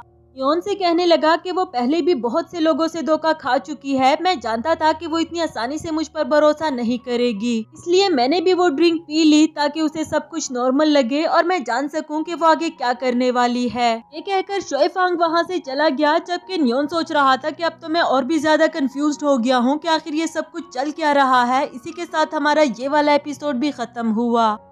हेलो दोस्तों, तो बढ़ते हैं इस सीरीज के 5th एपिसोड की तरफ। एपिसोड की शुरुआत में हम देखते हैं जहां जिहाई चेंग को पनिश कर रहा था जिलिन और शोए फांग के सामने, क्योंकि जिलिन बेहोश ही सही लेकिन उसने फिर भी चेंग को पहचान लिया था और जिहाई इन दोनों के सामने अच्छा बनने की कोशिश करता है। चेंग उसे कहता रहा कि मुझसे गलती हो गई, मैं ड्रंक था, लेकिन जिहाई बोला कि जब तक तुम्हें जिलिन माफ नहीं कर देती तब तक मैं तुम्हारी कोई भी हेल्प नहीं कर सकता। कुछ ही देर में यहाँ पर फिया भी पहुँच जाई। जब उसने देखा कि उसके नेफ्यू को इतनी बुरी तरह से इंजर्ड किया गया तो वो फौरन उसे बचाने के लिए पहुंच जाई। कहने लगी कि तुम दोनों इस लड़की की खातिर मेरे नेफ्यू के साथ इतना बड़ा जुल्म कर रहे हो, ये लड़की तो झूठी है। उसके पास आकर उसे थप्पड़ मारने वाली थी, लेकिन इधर शोए फांग ने उस पर गन पकड़ ली, क्योंकि वो पहले भी उसे वार्न कर चुका था कि मैं जिलिन के बारे में कुछ भी उल्टा सीधा नहीं सुनना चाहता। सिहाई फौरन से आगे आकर इन दोनों को काम डाउन कर देता है, लेकिन फिया का गुस्सा अभी भी खत्म नहीं हुआ। वो कहने लगी कि ये लड़की यहाँ से जाने के बजाय मेड बन गई क्योंकि ये आप दोनों को सेड्यूस करना चाहती है। लेकिन हैरानी की बात ये थी कि जिलिन चेंग के पास आकर उसके साथ हमदर्दी दिखाने लगी कि तुम्हें ज्यादा चोट तो नहीं लगी ना। मिस्टर जिहाई, मुझे लगता है कि चेंग ने पहले जो कुछ भी किया वो यकीनन इसलिए कि वो ड्रंक था। मुझे इसके लिए दिल में कोई भी गुस्सा नहीं, इसलिए बेहतर होगा कि आप भी इसे माफ कर दे। वो शोए फांग से भी यही कहती है कि इसे बख्श दिया जाए, जबकि वो तीनों हैरान खड़े इसे देख रहे थे कि आखिर इसे हो क्या गया। जिलिन वहाँ से चली जाती है, जिसके पीछे पीछे शोए फांग भी चल पड़ा, जबकि ये दोनों यहाँ पर सोच रहे थे कि ये लड़की आखिर करना क्या चाहती है। अंदर आकर जिलिन को काफी ज्यादा बुरा लग रहा था, जैसे उसने जो कुछ भी किया वो बिल्कुल भी नहीं करना चाहती थी। शोए फांग पूछने लगा कि क्या ये तुम्हारा प्लान है कि तुम उसके करीब जाकर उसे सेड्यूस करना चाहती हो, क्या तुम्हारे पास कोई और रास्ता नहीं। जिलिन बोली कि मेरा दिल तो उसे गोली मारने का कर रहा था, लेकिन क्या फायदा, वो फिया का सिर्फ एक चमचा है। मैं उसे सेड्यूस करके फिया के अगेंस्ट करना चाहती हूँ। जहाँ तक मैं जानती हूँ तो चेंग ने किसी से बहुत सारा लोन ले रखा है, अगर मैं वो लोन पे करने में उसकी हेल्प कर दूँ तो वो मेरी बातों में आ सकता है। शोए फांग कहने लगा कि इसमें मैं तुम्हारी हेल्प कर सकता हूँ, लेकिन इसके बदले मुझे क्या मिलेगा। वो बोली कि तुम्हें क्या चाहिए, तो इस पर ये उसके करीब जाते हुए कहने लगा कि तुम्हारे पास मुझे देने के लिए है ही क्या। जिलिन उसके इरादे देखकर डर गई थी। ऊपर से शोए फांग उसका हाथ पकड़कर उसे अपने रूम में ले आया और डोर भी क्लोज कर देता है। अब तो वो और भी ज्यादा डर गई, कहने लगी कि आखिर तुम्हारे दिमाग में चल क्या रहा है। वो भी इसके करीब आते हुए बोला कि तुम ही बताओ मेरे दिमाग में क्या चल रहा है। जबकि शोए फांग उसे वो ड्रेस देते हुए कहता है कि मैं चाहता हूँ तुम इसे पहनकर मुझे दिखाओ, तुम्हें क्या लगा था मेरे दिमाग में क्या चल रहा है। जिलिन उसे ये थोड़ी ना बताने वाली थी। उसने ड्रेस ओपन करके देखी, कहने लगी कि ठीक है मैं इसे पहनने के लिए तैयार हूँ, तुम यहाँ से बाहर जाओ। वो कहने लगा कि तुम तो ऐसे कह रही हो जैसे मैंने तुम्हें कभी नहीं देखा। खैर वो रूम में ही रहकर अपना मुंह दूसरी तरफ कर लेता है, लेकिन फिर भी उसे शीशे में जिलिन नजर आ रही थी। फिलहाल तो उसके लिए सबसे ज्यादा खुशी की बात ये थी कि जिलिन ने उसकी बात मानकर वो ड्रेस चेंज कर ली। चेंज कर लेने के बाद जिलिन धीरे से उसके करीब आकर पूछती है कि क्या प्लीज तुम मेरी शर्ट की जिप अप कर दोगे। शोए फांग क्यों ना करता, वो तो चाहता ही ऐसा कोई मौका था। फौरन से उसकी जिप अप कर दी, उसे बताया कि तुम इस ड्रेस में बहुत प्यारी लग रही हो। जिलिन भी काफी नर्वस फील कर रही थी, क्योंकि वो भी अब तक शोए फांग को नहीं भूल पाई, लेकिन वो उसके सामने एक्टिंग कर रही होती है जैसे मेरे दिल में तुम्हारे लिए कोई फीलिंग्स नहीं। कहने लगी कि मैंने तुम्हारी विश पूरी कर दी, अब तुम्हारी बारी। शोए फांग ने उसे रेस्टोरेंट का एड्रेस बताया कि कल लंच टाइम टाइम पर मुझे वही मिलना, अब मैं तुम्हारी रिक्वेस्ट पूरी करने के लिए जा रहा हूँ। उसके जाने के बाद जिलिन खुद को शीशे में देखते हुए कहती है कि काश ये सब कुछ ना हुआ होता तो आज हम दोनों एक साथ होते। नेक्स्ट सीन में चैंग को वो आदमी बुरी तरह से मार रहा होता है जिससे उसने लोन ले रखा था कि तुम मुझे मेरे पैसे कब वापस करोगे। वो भी इसकी मिन्नतें करते हुए कुछ टाइम मांग लेता है कि मैं जल्दी ही वापस कर दूंगा, प्लीज तुम मुझे कुछ दिनों का टाइम दे दो। चैंग को वहाँ से भेज देने के बाद वो आदमी नियोन से मिला, यानी कि ये सब कुछ शोएफांग के कहने पर किया गया जो कि जिलिन चाहती थी। दूसरी तरफ शोएफांग को जिलिन के साथ लंच करते हुए दिखाया गया, जबकि जिलिन बिल्कुल भी कंफर्टेबल फील नहीं कर रही थी। वो कहती है कि हम यहाँ पर क्या कर रहे हैं। शोएफांग बोला कि ऑफ कोर्स हम लंच करने के लिए आए हैं। वो इसे काफी अच्छे से ट्रीट कर रहा था क्योंकि जो कुछ भी हुआ वो सब कुछ भूलकर दोबारा से जिलिन के साथ रिलेशनशिप में आना चाहता है, जबकि ये ऐसा बिल्कुल भी नहीं चाहती। क्योंकि शोएफांग ने उससे पूछा कि जब हम पहले डेट पर जाया करते थे तो तुम हजारों बातें किया करती थी, लेकिन अब तुम कुछ बोल भी नहीं रही। जिलिन बोली क्योंकि मैं बदल चुकी हूँ। कितनी बार बताऊं तुम्हें कि अब मैं पहले की तरह कभी भी नहीं हो सकती। गुस्सा होकर वहाँ से जाने लगी, जबकि शोएफांग भी उसके सामने खड़ा होकर उसे रोक देता है। पूछने लगा कि क्यों नहीं हो सकती। उसके करीब जाकर उसे किस करने की कोशिश करता है बिल्कुल ही पहले की तरह, लेकिन इस बार भी उसमें कोई चेंज नजर नहीं आया। कहता है कि तुम ऐसी तो नहीं थी, पहले तो तुम मुझे ऐसे नहीं देखती थी जैसे तुम मुझे अभी देख रही हो। जिलिन बोली कि तुम ये बच्चों वाली हरकतें क्यों कर रहे हो। तब तक यहाँ नियोन भी पहुँच जाया, बताया कि गवर्नर सब कुछ हमारे प्लान के अकॉर्डिंग हो गया है। जिलिन उससे चैंग के बारे में पूछने लगी और फिर उसे ढूंढने के लिए निकल पड़ी। इधर शोएफांग काफी ज्यादा हर्ट होता है, लेकिन वो फिर भी जिलिन की हेल्प करने से बाज नहीं आता और उसके पीछे पीछे चल दिया। नेक्स्ट सीन में चैंग को दिखाया गया जो कि हॉस्पिटल आकर एक बेंच पर बैठ जाता है। वही जिलिन भी उसे ढूंढते ढूंढते उसके पीछे पहुंच जाए। पूछने लगी कि ये सब तुम्हें क्या हुआ है, किसने किया। चैंग ने जब अचानक से उसे अपने सामने देखा और वो भी इतनी हमदर्दी दिखाते हुए, तो उसे तो खुद भी यकीन नहीं आ रहा था कि क्या ये वही लड़की है जिसके साथ मैंने इतना कुछ गलत करने की कोशिश की। जिस तरह से जिलिन उसका जख्म साफ करने लगी, किसी हद तक तो चैंग भी पिघल चुका था। उसका शुक्रिया अदा करता है और उसने पहले जो कुछ भी किया इसके लिए उससे माफी मांगने लगा। दूसरी तरफ चुपके से खड़ा शोएफांग भी ये सब कुछ देख रहा था। चाहे वो जानता है कि ये सब कुछ सिर्फ एक एक्टिंग है, लेकिन फिर भी वो काफी जेलस फील कर रहा था।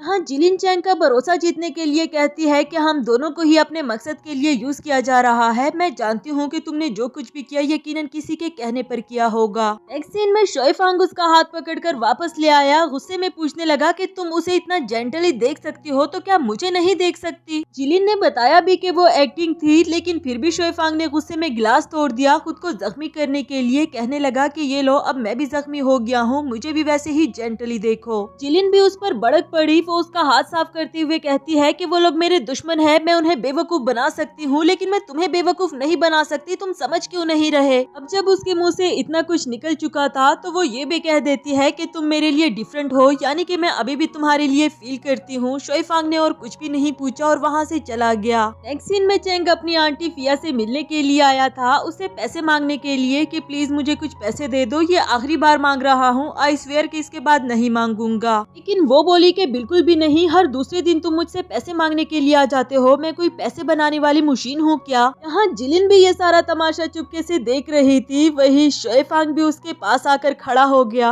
अब उसका गुस्सा काफी हद तक खत्म हो गया था। उसे क्यूट तरीके से चीज करता है क्योंकि वो जान चुका था कि जिलिन अभी भी उससे प्यार करती है। यहाँ फिया चैंग से कहती है कि अगर किसी को पता चल गया ना कि याओली को हमने मारा तो फिर हम दोनों की ही खैर नहीं होगी। जिस पर वो बोला कि मैं उसे थोड़ी ना मारता, अगर तुम मुझे ये करने के लिए ना कहती। तुम्हारे कहने पर ही मैंने उस लड़की जिलिन को ड्रग दी, वरना तो अब मेरा ये हाल क्यों होता। मैं अभी से ही बता रहा हूँ कि जिहाई तुम्हें जितने भी पैसे देगा उसमें आधे के आधे मेरे होंगे। फिया इस पर उसे थप्पड़ मारने लगी कि तुम्हारी इतनी हिम्मत कि तुम मुझे ब्लैकमेल कर रहे हो। तो चैंग ने इसका हाथ पकड़ लिया। कहने लगा कि तुम्हारे पास सिर्फ 3 दिन है, अगर तुमने मुझे पैसे ना दिए तो देख लेना कि मैं तुम्हारे साथ क्या करता हूँ। एंड टाइम पर यहाँ नियोन आकर गवर्नर को आवाज दे देता है, जो आवाज फिया और चैंग ने भी सुन ली। ये सुनकर तो चैंग फौरन वहाँ से भाग निकला, जबकि शोएफांग जिलिन को छुपाते हुए वहाँ से ले जाना चाह रहा था ताकि फिया इन दोनों को देख ना ले। जब उसे कोई और रास्ता नजर नहीं आया तो वो जिलिन को कवर करते हुए उसे किस करने लगा ताकि फिया को ये लगे कि शोएफांग किसी और लड़की के साथ है। फिया ने भी उसे देख लिया था। शोएफांग कहने लगा कि मिस फिया, अगर तुमने देख लिया हो तो अब तुम्हें यहाँ से चले जाना चाहिए। वो बोली कि अच्छा तो ये तुम हो। अच्छी बात है कि तुमने अपने लिए कोई लड़की ढूंढ ली, लेकिन मैं तुम्हारी फैमिली का हिस्सा हूँ, मुझे भी इस लड़की को देखना चाहिए। तुम जरा साइड पर तो हटो, मुझे इसे देखने तो दो। यहाँ नियॉन फौरन से आगे आके फिया को संभालने लगा, जबकि शोए फांग चुपके छुपाते हुए जिलिन को वहाँ से ले जाता है। बेचारे नियॉन को ये करते हुए मार तो काफी खानी पड़ी, लेकिन फिर भी वो डट कर खड़ा रहा। नेक्स्ट सीन में फिया जिहाई से पैसे लेने के लिए गई थी, पर वो बोला कि तुम दोबारा से चैंग को देना चाहती हो ना, मुझे लगता है कि हमें उसे मार देना चाहिए। वैसे भी वो हमारे बारे में काफी कुछ जान चुका और कभी न कभी अपना मुंह भी खोल देगा। फिया ऐसा थोड़ी ना चाहती। वो दोबारा से उसे मनाने लगी कि नहीं प्लीज ऐसा कुछ मत करना, वो मेरा इकलौता नेफ्यू है, मैं उसे अच्छे से समझा दूंगी, वो ऐसा कुछ भी नहीं करेगा। आखिरकार जिहाई को दोबारा से उसकी बातों में आना पड़ा। इसके बाद जिलिन को दिखाया गया, जो शोए फांग का रूम सेट कर लेने के बाद वहाँ से जाने ही वाली थी, पर उसने इसे रोक लिया कि मुझे वाइन का गिलास पकड़ाओ। वो भी जब जिलिन पकड़ा चुकी तो फिर भी उसे जाने नहीं देता। पूछने लगा कि तुम मुझे इतना अवॉइड क्यों कर रही हो। ये बोली कि मैं कब अवॉइड कर रही हूँ, लेकिन शोए फांग उसे चाहता था कि मैंने तुम्हारी इतनी हेल्प की है तो कम से कम तुम्हें मुझे थैंक यू तो कहना ही चाहिए। और जिलिन भी ये बात जानती थी कि बदले में शोए फांग को क्या चाहिए। वो आगे आती हुए बोली कि ठीक है ये लो, तुम मुझे किस कर लो, मैं तुम्हें नहीं रोकूंगी। चाहे शोए फांग ऐसा कुछ चाहता भी था, लेकिन अब वो किस थोड़ी ना करता, क्योंकि जिलिन उसे तंजिया अंदाज में कह रही थी। और अब तो जिलिन और भी आगे बढ़ते हुए कहने लगी कि अगर तुम्हें ये वाला पोस्टर पसंद नहीं आया तो हम कोई दूसरा पोस्टर भी ट्राई कर सकते हैं। पहले तो तुम मुझे ये बताओ कि तुम्हें इनोसेंट लड़कियां पसंद है या फिर फ्लर्टेशियस लड़कियां। ये कहते कहते वो उसके काफी ज्यादा करीब चली गई थी, जबकि बेचारे शोए फांग की तो सांसें ही बंद होने लगी। वो तो ऐसा कुछ बिल्कुल भी एक्सपेक्ट नहीं कर रहा था। जिलिन एक सेकंड के लिए भी अपने कैरेक्टर से बाहर नहीं आई। आखिरकार शोए फांग भी उसे यहाँ से भेजने के लिए कहने लगा कि तुम कह रही थी ना तुम थक गई हो, मेरे ख्याल से तुम्हें अपने रूम में जाना चाहिए। जिलिन भी यही चाहती थी, इसलिए ही तो उसने ये सब कुछ किया। अब वो भी मजे से उसके रूम से बाहर जाने लगी, लेकिन हम देखते हैं कि फिया बाहर खड़ी उसे देख रही थी। कहने लगी कि जब से ये लड़की यहाँ पर आई है तब से कुछ भी ठीक नहीं हो रहा, ये हमेशा मेरे अगेंस्ट रहती है, मुझे जिहाई से कहकर इसके पास्ट के बारे में पता लगवाना होगा। इसी के साथ हमारा ये वाला एपिसोड भी खत्म हुआ।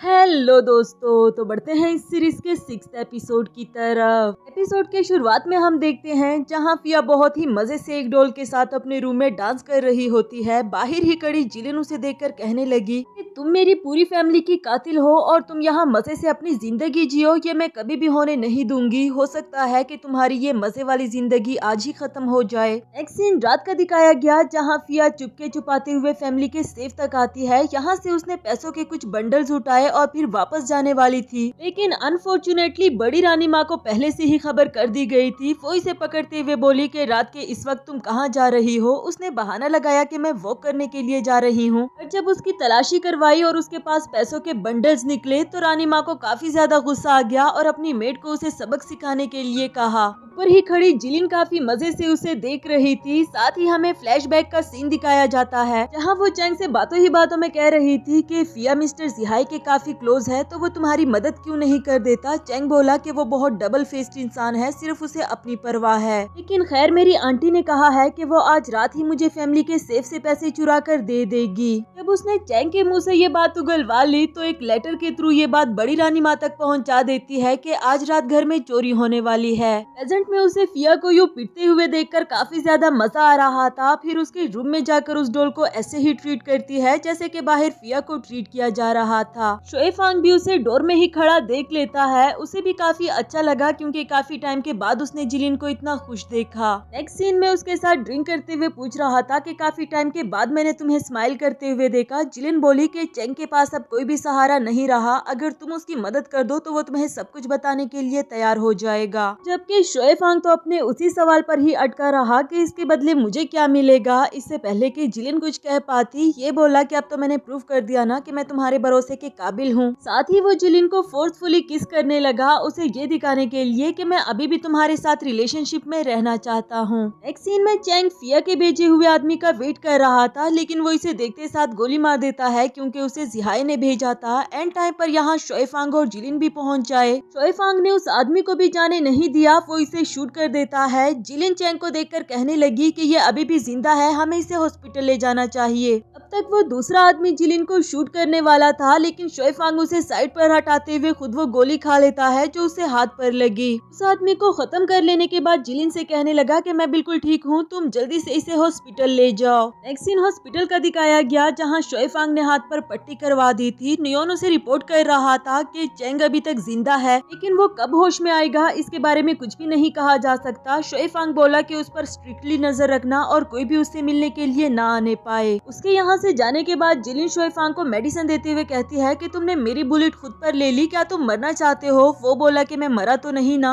और वैसे भी मैं तुम्हें हर्ट होते हुए नहीं देख सकता था। इधर जिलिन ने उसे अपना हाथ छुड़ा लिया कि नॉनसेंस बातें करना बंद करो, जिस पर शोएफांग चोट लग जाने की एक्टिंग करने लगा। जिलिन को उसके लिए बहुत बुरा लगता है। उसने सॉरी भी कहा और वो इसे देखते हुए बोला कि तुम्हें अभी भी मेरी परवाह है तो छुपाती क्यों हो। साथ ही उसे किस करने वाला था, लेकिन दूसरी तरफ से जिहाई पहुंच आया। बहाना तो उसने ये लगाया कि मुझे अपने भाई के बारे में पता चला तो उसे देखने के लिए आ गया, लेकिन पुलो का बुके वो जिलिन को पकड़ा देता है। शोएफांग को तो वैसे भी उसका जिलिन के करीब आना नहीं पसंद। गुस्से में पूछने लगा कि तुम ये बुके मेरे लिए लेकर आए हो या फिर इसके लिए। जिहाई बोला कि भला तुम्हें पुल क्यों पसंद होगे, तुम तो लड़के हो ना। इससे पहले कि इन दोनों के बीच में लड़ाई हो जाती, जिलिन ने उस बुके को एक्सेप्ट कर लिया, जिसके बाद जिहाई भी इन दोनों को बाय करते हुए वहाँ से चला गया। लेकिन उसके बाहर आने के बाद हमें फ्लैशबैक का सीन दिखाया गया कि जिहाई को जिलिन की रियल आइडेंटिटी पता चल चुकी कि वो यहाँ पर अपनी फैमिली का बदला लेने आई है, लेकिन मैं ऐसा होने नहीं दूंगा, ये कहकर वहाँ से चला गया। नेक्स्ट सीन में जिलिन और शोएफांग वापस आ रहे थे, जहाँ शोएफांग ने उसके हाथों से वो बुके गिरा दिया कि तुम्हें ये लेना ही नहीं चाहिए था। वो बोली कि फूल तो इनोसेंट है ना, इसमें इनकी क्या गलती, जबकि ये उसे डांटते हुए कहने लगा कि अगर तुम्हें फूल ही चाहिए तो मैं ला दूंगा। जिलिन को भी उस पर हंसी आ जाती है। उसके करीब जाकर उसे जेंटली स्मेल करने लगी, कहती है कि तुम्हारे पास से जलने की स्मेल आ रही है। ये कहकर वो वहाँ से चली गई, जबकि शोएफांग जेलस तो सच में ही हो रहा था जिस तरह से वो इन फ्लावर्स को कुचलने लगा। नेक्स्ट सीन अगली सुबह का दिखाया गया, जहाँ शोएफांग ने जिलिन के उठने से पहले ही उसके लिए काफी सारे और डिफरेंट टाइप के फ्लावर्स रख दिए थे। इसे देखकर वो काफी ज्यादा खुश हो गई थी। तभी पीछे से जिहाई आते हुए कहता है कि अगर तुम्हें फ्लावर्स इतने ही ज्यादा पसंद है फिर तो मैं तुम्हारे लिए रोज लाया करूंगा। खैर फिलहाल मैं तुम्हारे लिए कुछ स्वीट टेस्ट करने के लिए लेकर आया हूँ। ये मेरे नए कुक ने बनाया है, जो कि बेसिकली जी फैमिली के गाँव से है। ये बात सुनकर तो जिलिन की आंखों में आंसू आने लगे, जबकि जिहाई जी फैमिली के बारे में कहता है कि मैं पर्सनली उस फैमिली की बहुत रिस्पेक्ट करता हूँ, चाहे उन लोगों ने गद्दारी भी की। तुमने देखा ना कि मैंने वो पेंटिंग भी उन लोगों की ही खरीदी। जिलिन को भी वो पेंटिंग याद आती है, जो कि उसके डैड की फेवरेट पेंटिंग थी। कहने लगी कि सच में वो पेंटिंग बहुत खूबसूरत है। तब तक शोएफांग आते हुए बोला कि इसे किसी भी पेंटिंग के बारे में कुछ नहीं पता और तुम यहाँ मेरे घर में करने क्या आए हो, जबकि जिहाई जिलिन को पटाना चाहता था। कहने लगा कि अरे भाई तुम इसके लिए सारे फैसले तो नहीं ले सकते ना। क्यों मिस जिलिन, क्या आज शाम आप मेरे साथ डिनर करना चाहेंगी? शोएफांग तो उस पर गुस्सा हो रहा था, लेकिन इधर जिलिन ने डिनर साथ करने के लिए हाँ कह दिया। अब तो बेचारे शोएफांग के पास भी कहने के लिए कुछ नहीं बचा। नेक्स्ट सीन में शोएफांग उसे गुस्से में अपने रूम में लाते हुए पूछता है कि तुम जानती भी हो वो जिहाई कितना खतरनाक है, वैसे भी उसे तुम पर शक होने लगा है। ये बोली कि चाहे वो जितना ही खतरनाक क्यों ना हो, वो पेंटिंग मेरी फैमिली की है, मैं उसे वो वापस लेकर रहूंगी। दोनों ही जिद पर अड़े हुए थे। शोएफांग उसे जाने नहीं देता। जिलिन बोली कि तुम क्या कर लोगे, क्या दोबारा से तुम मुझे हथकड़ी लगा दोगे? ये सुनकर उसे बिल्कुल भी अच्छा नहीं लगा। कहता है कि क्या तुम मेरे बारे में ऐसा सोचती हो तो फिर ठीक है, वो करो जो तुम चाहती हो। ये कहकर वो चला गया। नेक्स्ट सीन में जिहाई के आदमी जिलिन के पास कुछ ड्रेसेस और ज्वेलरी लेकर आए, ये कहते हुए कि ये मास्टर ने आपके लिए भिजवाए हैं। वो चाहते हैं कि आप डिनर पर इनमें से कोई ड्रेस पहने। उन लोगों के जाने के बाद यहाँ पर फिया आती है, जिसे ये सब कुछ देखकर बिल्कुल भी अच्छा नहीं लग रहा था। वो इससे लड़ते हुए कहने लगी कि तुम्हें क्या लगता है तुम दो लड़कों को सेड्यूस करने की कोशिश करोगी और किसी को पता तक नहीं चलेगा? जिलिन भी उसकी बातों का बहुत कॉन्फिडेंस से जवाब देती है कि अरे इतना भी जेलस मत हो, ये तो उन्होंने मेरे लिए गिफ्ट्स भेजे हैं और मैं जानती हूँ कि तुम्हारा मंथली स्टिपेंड बंद हो चुका है। पहले मुझे इसमें से कपड़े ले लेने दो, बाद में बचे कुछ तुम रख लेना, वैसे भी तुम्हारे पास पैसे नहीं आजकल। फिया को इसकी बातें सुनकर और ज्यादा गुस्सा आ गया था। गुस्से में वहाँ से चली गई, जबकि जिलिन तो चाहती ही यही थी। इसके बाद फिया जिहाई से मिलने के लिए आती है और आते साथ ही उससे लड़ने कहने लगी कि ये सब कुछ क्या हो रहा है, तुम इतना बदल कैसे सकते हो। वो बोला कि आखिर तुम्हें हुआ क्या है, पहले मुझे ये तो बताओ। फिया कहने लगी कि तुम्हें उस लड़की को इतने सारे ड्रेसेस लेकर देने की क्या जरूरत थी। सिहाई कहता है कि अरे तुमने तो मुझे डरा ही दिया था, मुझे तो लगा कि किसी ने तुम्हें बुली किया है। उसके करीब जाकर उसे हक करता है, कहने लगा कि चुप करके मेरी बात सुन लो, तुम्हें उस लड़की से जेलस होने की कोई जरूरत नहीं, क्योंकि वो जल्दी ही मरने वाली है, तो कुछ टाइम के लिए उसे भी अच्छे कपड़े पहन ही लेने दो। यहाँ जिलिन उसके साथ डिनर करने के लिए अच्छे से रेडी हो गई थी, तभी शोएफांग आते हुए कहने लगा कि तुम ये ड्रेस और ज्वेलरी नहीं पहन सकती जो कि उसने तुम्हें दिए। जिलिन पूछती है कि आखिर मसला क्या है। वो बोला कि बस ये तुम पर अच्छे नहीं लग रहे, तुम फौरन से इसे चेंज करो। वो ड्रेस जो शोएफांग ने खुद ही से लेकर दिया था उसके सामने लाते हुए कहने लगा कि तुम ये वाली ड्रेस पहनो, ये तुम पर ज्यादा अच्छी लगती है। मैंने तुम्हें जाने की इजाजत दे दी, अब तुम्हें थोड़ी सी मेरी भी माननी चाहिए। जिलिन बोली कि तुम इतना इमोशनल क्यों हो रहे हो, ये सब उसने मुझे गिफ्ट दिया है तो मुझे पहनना तो चाहिए ना, और वैसे भी जब उसे ये सारी ड्रेसेस पसंद है तो तुम्हें क्या मसला। ये कहने के बाद वो वहाँ से चली गई। शोएफांग को काफी ज्यादा गुस्सा आ रहा था। नियोन से कहने लगा कि इन सब चीजों को जला डालो। नेक्स्ट सीन डिनर का दिखाया गया, जहाँ सिहाई जिलिन से फ्लर्ट करने की कोशिश कर रहा था। वो कहता है कि तुम मेरे साथ डिनर करने के लिए राजी हो गई हो तो मुझे नहीं लगता कि मेरे साथ रिलेशनशिप में आने में तुम्हें कोई इशू होगा। जिलिन कहती है कि मत भूलो मैं कौन हूँ। तो वो कहने लगा कि अच्छा तुम शोएफांग के साथ तो रह सकती हो लेकिन मेरे साथ नहीं, वो क्यों। इस पर जिलिन ने भी उसे याद दिलाया कि फिर फिया का क्या होगा, यानी वो इसे दिखाना चाहती थी कि मैं तुम्हारे और फिया के बारे में सब कुछ जानती हूँ। यहाँ सिहाई भी अपनी औकात दिखा देता है, कहने लगा कि तुमने अपना होमवर्क काफी अच्छे से किया है, अब अगर तुम अपनी फ्रेंड और फैमिली की तरह इस दुनिया से जाना नहीं चाहती तो तुम्हें मेरी बात मान लेनी चाहिए। जिलिन बोली कि मेरी फैमिली का कोई कसूर नहीं था, बल्कि वो इल्जाम तुमने लगाया था, और मत भूलो कि इस सिटी को अब रूल करने वाला गवर्नर शोएफांग है। एंड टाइम पर शोएफांग भी इंटर होकर क्लैपिंग करता है। जिलिन से कहने लगा कि वाह, तो तुम भी ये बात जानती थी कि मैं तुम्हारा साथ जरूर दूंगा, चलो अब घर चलो। सिहाई जिलिन को उसके साथ जाने नहीं देता कि आज के लिए ये मेरी डेट है। उधर नियोन ने सिर्फ एक इशारा किया और इन सब लोगों को हर तरफ से घेर लिया जाता है। अब तो सिहाई के पास कहने को कुछ भी नहीं बचा था। शोएफांग कहने लगा कि अपनी औकात मत भूल जाया करो, और हाँ वो पेंटिंग भी याद से मेरे घर भिजवा देना। जो कहने के बाद वो जिलिन को अपने साथ ले जाता है। एक सीन में जिलिन को घर लाकर शोएफांग उससे कहने लगा कि अब से मेरी आंखों के सामने से तुम कहीं भी मत जाना, जबकि वो बोली कि तुम कौन होते हो मुझे रिस्ट्रिक्ट करने वाले, मैं जहाँ मर्जी जाऊँ। अपना बैग उठाकर जाने लगती है, जबकि शोएफांग ने उसे दोबारा रोक लिया कि तुम्हें समझ क्यों नहीं आ रहा, वो ऑलरेडी ही तुम्हारी आइडेंटिटी जान चुका। यहाँ इन दोनों की नॉन स्टॉप बहस तो जारी ही थी, लेकिन बेचारा नियोन भी बैग को वापस रख रख कर थक चुका था। आखिरकार कहने लगा कि आप दोनों एक दूसरे की बात मान क्यों नहीं लेते। जिलिन ने नियोन को यहीं पर रहने के लिए कहा, जबकि शोएफांग बोला कि तुम्हें इसकी बात मानने की कोई जरूरत नहीं। वो जिलिन को उठाते हुए बेड पर ले जाने लगा और वो इसे कह रही थी कि क्या कर रहे हो, छोड़ो मुझे। तब तक दादी माँ पहुँच जाई। इन दोनों को ऐसे देखकर पूछने लगी कि क्या हो रहा है ये सब। नेक्स्ट सीन में वो शोएफांग को बाहर लाकर समझा रही थी कि लोग क्या कहेंगे तुम्हारे बारे में अगर तुम इस लड़की के साथ रहोगे तो। लेकिन वो बोला कि दादी माँ आप प्लीज मेरे कामों में टांगे मत अड़ाए, अगर आपको नहीं पसंद तो मैं जिलिन को यहाँ से ले जाऊंगा उसके साथ कहीं और शिफ्ट होकर। ये कहकर वो चला गया। दादी माँ को काफी ज्यादा गुस्सा आ रहा था कि इसे शर्म क्यों नहीं आ रही। शोएफांग जब रूम में आया तो जिलिन यहाँ से गायब थी, और इसी के साथ हमारा ये वाला एपिसोड भी खत्म हुआ।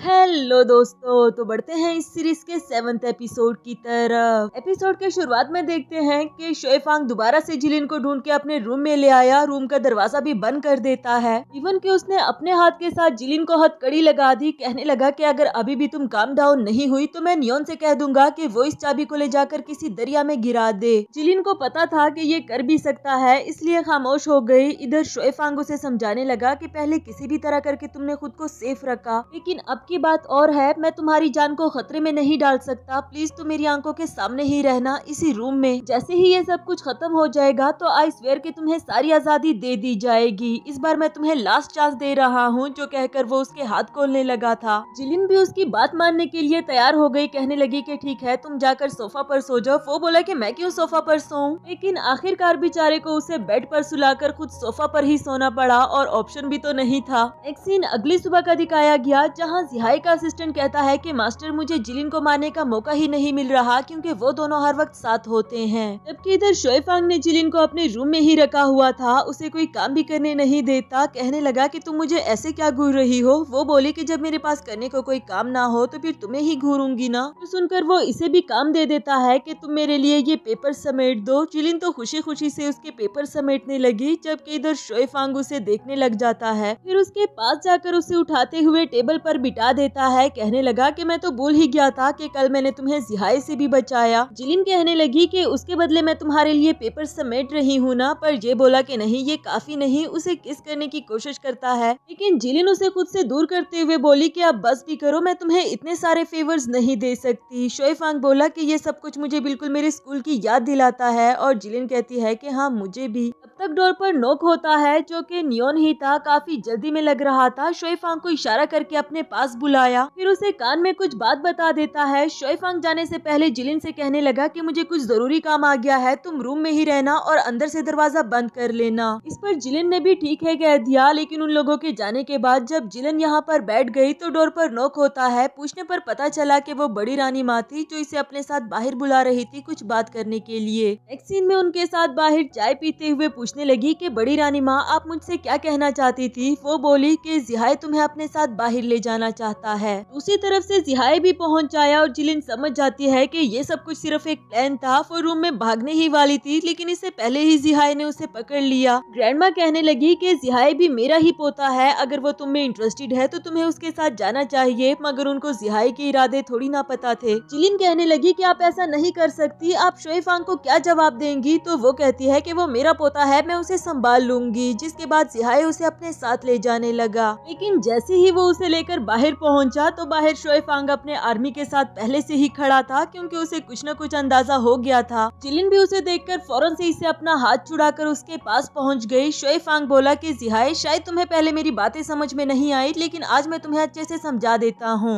अगर दोबारा मैंने तुम्हारी नजरें इस लड़की की तरफ देखी या तुम में से किसी की भी, तो आई स्वेयर कि मैं तुम सबको शूट कर दूंगा। जिहाई कहता है कि सिर्फ एक लड़की की खातिर तुम मुझे शूट करने के लिए भी तैयार हो गए, जिस पर शोएफांग ने समझाया कि ये कोई आम लड़की नहीं, जिलिन ही वो लड़की है जिससे मैं शादी करना चाहता हूँ, और ये मेरी फियोंसी है। ये बात तुम में से कोई भी भूलने ना पाए। साथ ही उसने नियोन से कहा कि आज के बाद ये हमारे घर में नजर नहीं आना चाहिए। अगर कभी भी ये अंदर घुसने की कोशिश करे तो मेरी इजाजत से इसे वहीं पर गोली मार दो। जिहाई को भी खाली हाथ वहाँ से वापस जाना पड़ा। नेक्स्ट सीन में शोएफांग जिलिन से पूछ रहा था कि तुम ठीक हो ना, किसी ने तुम्हें हर्ट तो नहीं किया। जिलिन बोली कि मैं बिल्कुल ठीक हूँ, लेकिन तुम तो किसी जरूरी काम से गए थे ना। तो वो बोला कि हाँ मैं गया जरूर था, लेकिन जाते साथ ही मुझे तुम्हारी फिक्र होने लगी तो मैं जल्दी ही वापस लौट आया। आफ्टर दैट जिलिन कहती है कि तुमने बाहर वो नॉनसेंस बातें करके मुझे डरा ही दिया था। इधर शोएफांग सोचने लगा कि मैंने कौन सी नॉनसेंस बातें की थी, तो उसे याद आया कि वो जिलिन के बारे में कह रहा था कि मैं इससे शादी करूंगा।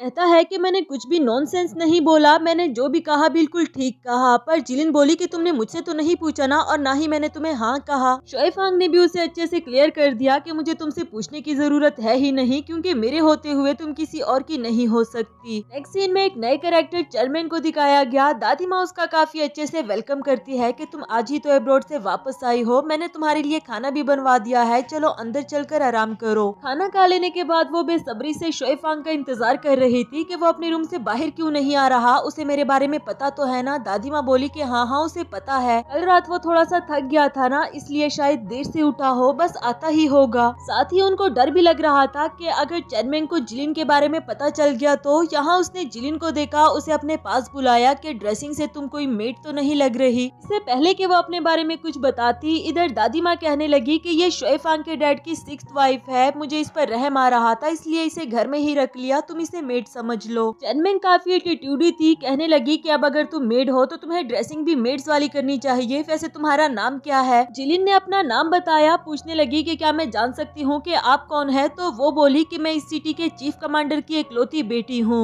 और शोएफांग की फियोंसी भी। यहाँ तो जिलिन की आंखें खुली की खुली रह गई। चेयरमैन कहने लगी कि तुम्हारे हस्बैंड की डेथ हो चुकी है तो तुम्हें ड्रेसिंग भी जरा संभाल कर करनी चाहिए, वैसे भी काफी खूबसूरत हो। जिलिन ने उसे मुंह पर जवाब दे दिया कि मेरी ड्रेसिंग से तुम्हारा कोई लेना देना नहीं, लेकिन चेयरमैन उसे थप्पड़ मारते हुए कहती है कि तुम मेरे साथ जबान लड़ा रही हो। दादी माँ, आपको अपने नौकरों को अच्छे से मैनर्स सिखाने चाहिए, फिर कभी चाय पीने के लिए आऊंगी, अब चलती हूँ, जो कहकर गुस्से में वहाँ से जाने लगी। चैंग मेंग की बातों से जिलिन को कोई फर्क पड़ा हो या नहीं, लेकिन ये उसके लिए बहुत दुख की बात थी कि वो शुई फांग की फियोंसी है। नेक्स्ट सीन हॉस्पिटल का दिखाया गया, जहाँ नियोन खुद ही चैंग को गार्ड कर रहा था। हॉस्पिटल का स्टाफ उसके लिए खाना लेकर आता है, जिसके लिए डोर ओपन कर दिया गया, लेकिन असल में वो स्टाफ मेंबर जिहाई के साथ मिला हुआ था। वो यहाँ चैंग को मारने के लिए आया होता है और बहुत ही आसानी के साथ उसे मार डाला। उसके वापस चले जाने के बाद ही नियोन को होश आया कि ये आदमी दिखने में कुछ ठीक नहीं लग रहा था। फौरन से अंदर जाकर चैंग को चेक करता है और उसे पता चला कि ये तो मर चुका, और अब तक तो वो आदमी भी यहाँ से बहुत दूर निकल चुका था। नेक्स्ट सीन में जब शुई फांग अपने रूम में आया तो फिया वहाँ पहले से ही बैठी हुई थी। कहने लगी कि मैं अपने नेफ्यू के बारे में बहुत परेशान हो रही हूँ, मुझे पता चला कि तुम उसे गार्ड कर रहे हो, प्लीज मुझे उससे मिलने दो। शुई फांग बोला कि अब वो खतरे से बाहर है और उसे होश भी आ चुका, लेकिन फिलहाल उसे मिलने की इजाजत किसी को भी नहीं। और ये सारी बातें यहाँ बाहर ही कड़ी जिलिन ने भी बाय चांस सुन ली। उसे समझ नहीं आती कि आखिर शुई फांग ने उसे इतनी बड़ी बात क्यों छुपा कर रखी कि चैंग को होश आ चुका। देखने के लिए वो खुद ही हॉस्पिटल पहुँच आई, जहाँ उसे पता चला कि जिस चैंग से वो मिलने के लिए आई है वो तो कुछ देर पहले ही मर चुका। अब तो उसे ये लग रहा था कि शायद शुई फांग ने मुझे धोखा दिया। शुई फांग भी यहाँ पहुँच आया था। जैसे ही उसे चैंग की मौत के बारे में पता चला, जिलिन उसे ऐसे देख रही थी जैसे वो उसे अपनी आंखों से ही खा जाएगी। पूछने लगा कि तुम यहाँ पर क्या कर रही हो, मुझे माफ कर दो कि मैं चैंग को प्रोटेक्ट होने में फेल हो गया हूँ, किसी ने उसे मार दिया है। ऐसा लगता नहीं कि उसे इसकी बात का यकीन आ गया हो, क्योंकि पूछने लगी कि ऐसा कैसे हो सकता है, तुम्हारे आदमी उसे प्रोटेक्ट कर रहे थे और फिर भी किसी ने इसे मार डाला। इसका जवाब तो शुई फांग के पास भी नहीं था। कहने लगा कि कल सुबह मैं तुम्हें किसी खास जगह पर लेकर जाना चाहता हूँ। नेक्स्ट सीन अगली सुबह का दिखाया गया, जहाँ वो जिलिन को बुलेट ट्रेनिंग सेंटर लेकर आता है, लेकिन उसका मूड काफी ऑफ लग रहा था। उससे पूछने लगा कि क्या तुम चैंग मेंग के बारे में परेशान हो।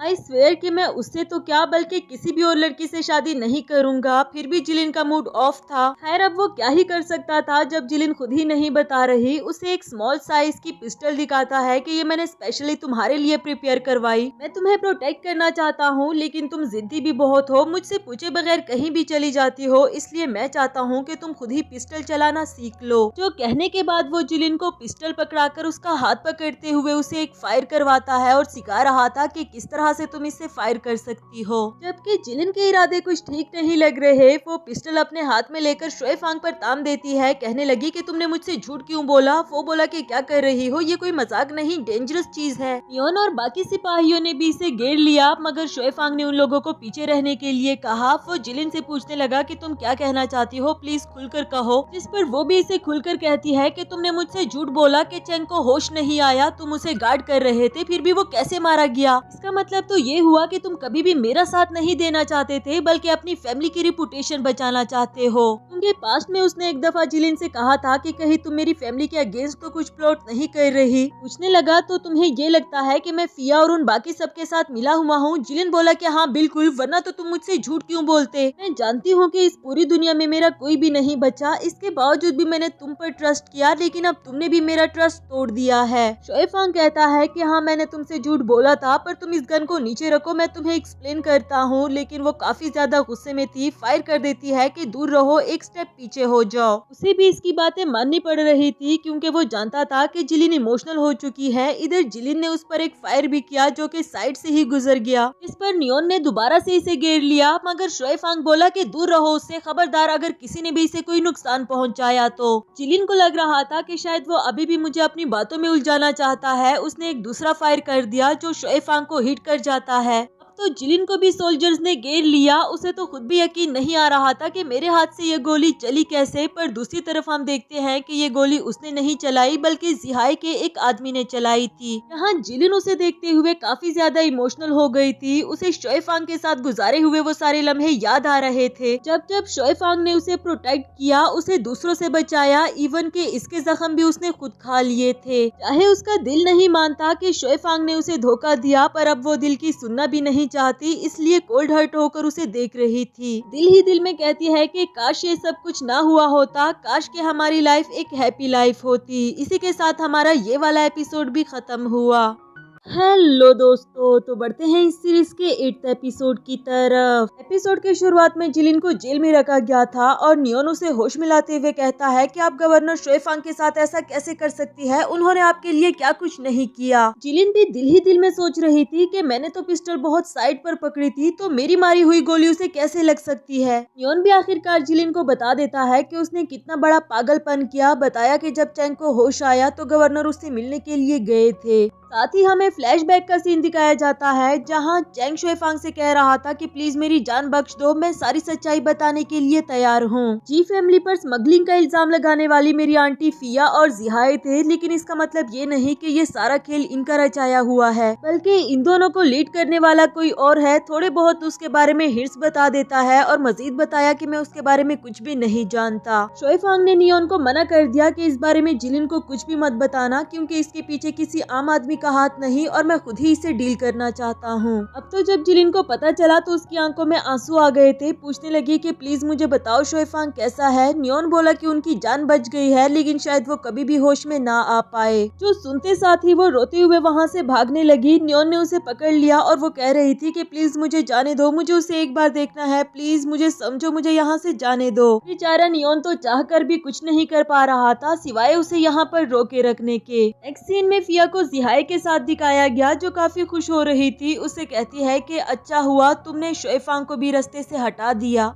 जिलिन को पुलिस ने कस्टडी में ले लिया है और चैंग, उसकी मौत तो मेरे हाथों ही लिखी थी। आई होप कि वो मुझे ब्लेम नहीं करेगा। जिहाई बोला कि चीफ कमांडर मुझे शुएफांग की जगह गवर्नर बनाना चाहता है, क्योंकि उसका तो कुछ आता पता नहीं कि होश में आएगा भी या नहीं। ये सुनकर तो फिया और भी ज्यादा खुश हो गई। कहती है कि मैंने बिल्कुल सही आदमी को चुना था, अब तुम गवर्नर बन जाओगे और मैं गवर्नर की वाइफ। लेकिन अब उसे अपनी औकात दिखाने का वक्त आ गया है। जिहाई कहने लगा कि कल से तुम मुझसे मिलने के लिए मत आना और ना ही मुझे कोई पैगाम भिजवाना। कमांडर शुएफांग को गवर्नर इसलिए बनाना चाहते थे क्योंकि वो उससे चेनमिंग की शादी करवाना चाहते हैं, और अब जब वो नहीं रहा तो चेनमिंग से मेरी शादी होगी। यहाँ तो फिया के पांव तले जमीन ही निकल गई कि तुम ऐसा कैसे कह सकते हो, मैंने तुम्हारे लिए क्या कुछ नहीं किया, कितने बुरे काम किए हैं मैंने तुम्हारे लिए, और आखिर में तुम मुझे छोड़ देना चाहते हो जब मेरा इस दुनिया में कोई भी नहीं रहा। जिहाई तुम झूठ बोल रहे हो ना, तुम मेरे साथ मजाक कर रहे हो, तुम ऐसा नहीं कर सकते। उसके सामने काफी रोना धोना करती है कि तुम मुझे चीट नहीं कर सकते, तुम मुझे प्यार करते हो, तुमने मुझसे इतने सारे वादे किए थे, क्या तुम भूल गए हो। जिहाई को भी अब गुस्सा आ गया था। कहने लगा कि गवर्नर की वाइफ माई फुट, तुम्हें क्या लगता है कि मैं अपने अडॉप्टिव फादर की वाइफ से शादी करूंगा। काफी हद तक तो फिया को मारने ही वाला था, लेकिन आखिर में उसे छोड़ देता है। उस पर चिल्लाते हुए कहने लगा कि चली जाओ यहाँ से, इससे पहले कि तुम मेरे हाथों से मारी जाओ। फिया बेचारी को तो यकीन ही नहीं आ रहा था कि उसके साथ हो क्या गया। खैर वो अपनी जान बचाते हुए वहाँ से भाग निकली, लेकिन बाहर आने के बाद वो अभी ज्यादा दूर तक नहीं गई थी कि अचानक से उसे किडनैप कर लिया जाता है, और किसने किया ये तो हमें बाद में देखने को मिल पाएगा। नेक्स्ट सीन कुछ दिनों के बाद का दिखाया गया। जिलिन हॉस्पिटल में शुएफांग का ख्याल रख रही होती है। उसे देखकर ये काफी ज्यादा इमोशनल हो गई। कहने लगी कि मैं जानती हूँ बताने के लिए काफी देर हो गई है, लेकिन मैंने वो गन तुम पर पॉइंट नहीं की थी। मैं खुद भी नहीं जानती कि वो गोली तुम्हें कैसे लगी। मुझसे बहुत बड़ी गलती हो गई है, प्लीज तुम एक बार होश में आ जाओ, फिर चाहे तुम मुझसे नफरत करो, मुझे देखना पसंद ना करो, या जो सजा तुम देना चाहो दे सकते हो। वो रात भी वहीं पर बैठे बैठे गुजार देती है। सुबह भी शुएफांग उसी हालत में पड़ा हुआ था। उसे देखकर जिलिन को उसके लिए काफी ज्यादा बुरा लगता है। आखिरकार जब जाने लगी तो बाय चांस उसका सामना चेनमिन से हुआ, जो इसे देखकर गुस्से में पूछने लगी कि तुम यहाँ पर क्या कर रही हो। जिलिन बोली कि मैं शुएफांग का ख्याल रख रही थी, जो उससे बिल्कुल भी बर्दाश्त नहीं हुआ। पूछने लगी कि आखिर तुम इसकी लगती क्या हो। जिलिन ने बताया कि जब इसे होश आ जाए तो तुम इसे खुद ही पूछ लेना कि मैं इसकी क्या लगती हूँ। यहाँ तो चेनमिन ने उसे थप्पड़ मारकर नीचे गिरा दिया कि मुझे पहले ही पता था तुम्हारे इरादे ठीक नहीं लग रहे, तुम शुएफांग को सेड्यूस करना चाहती हो।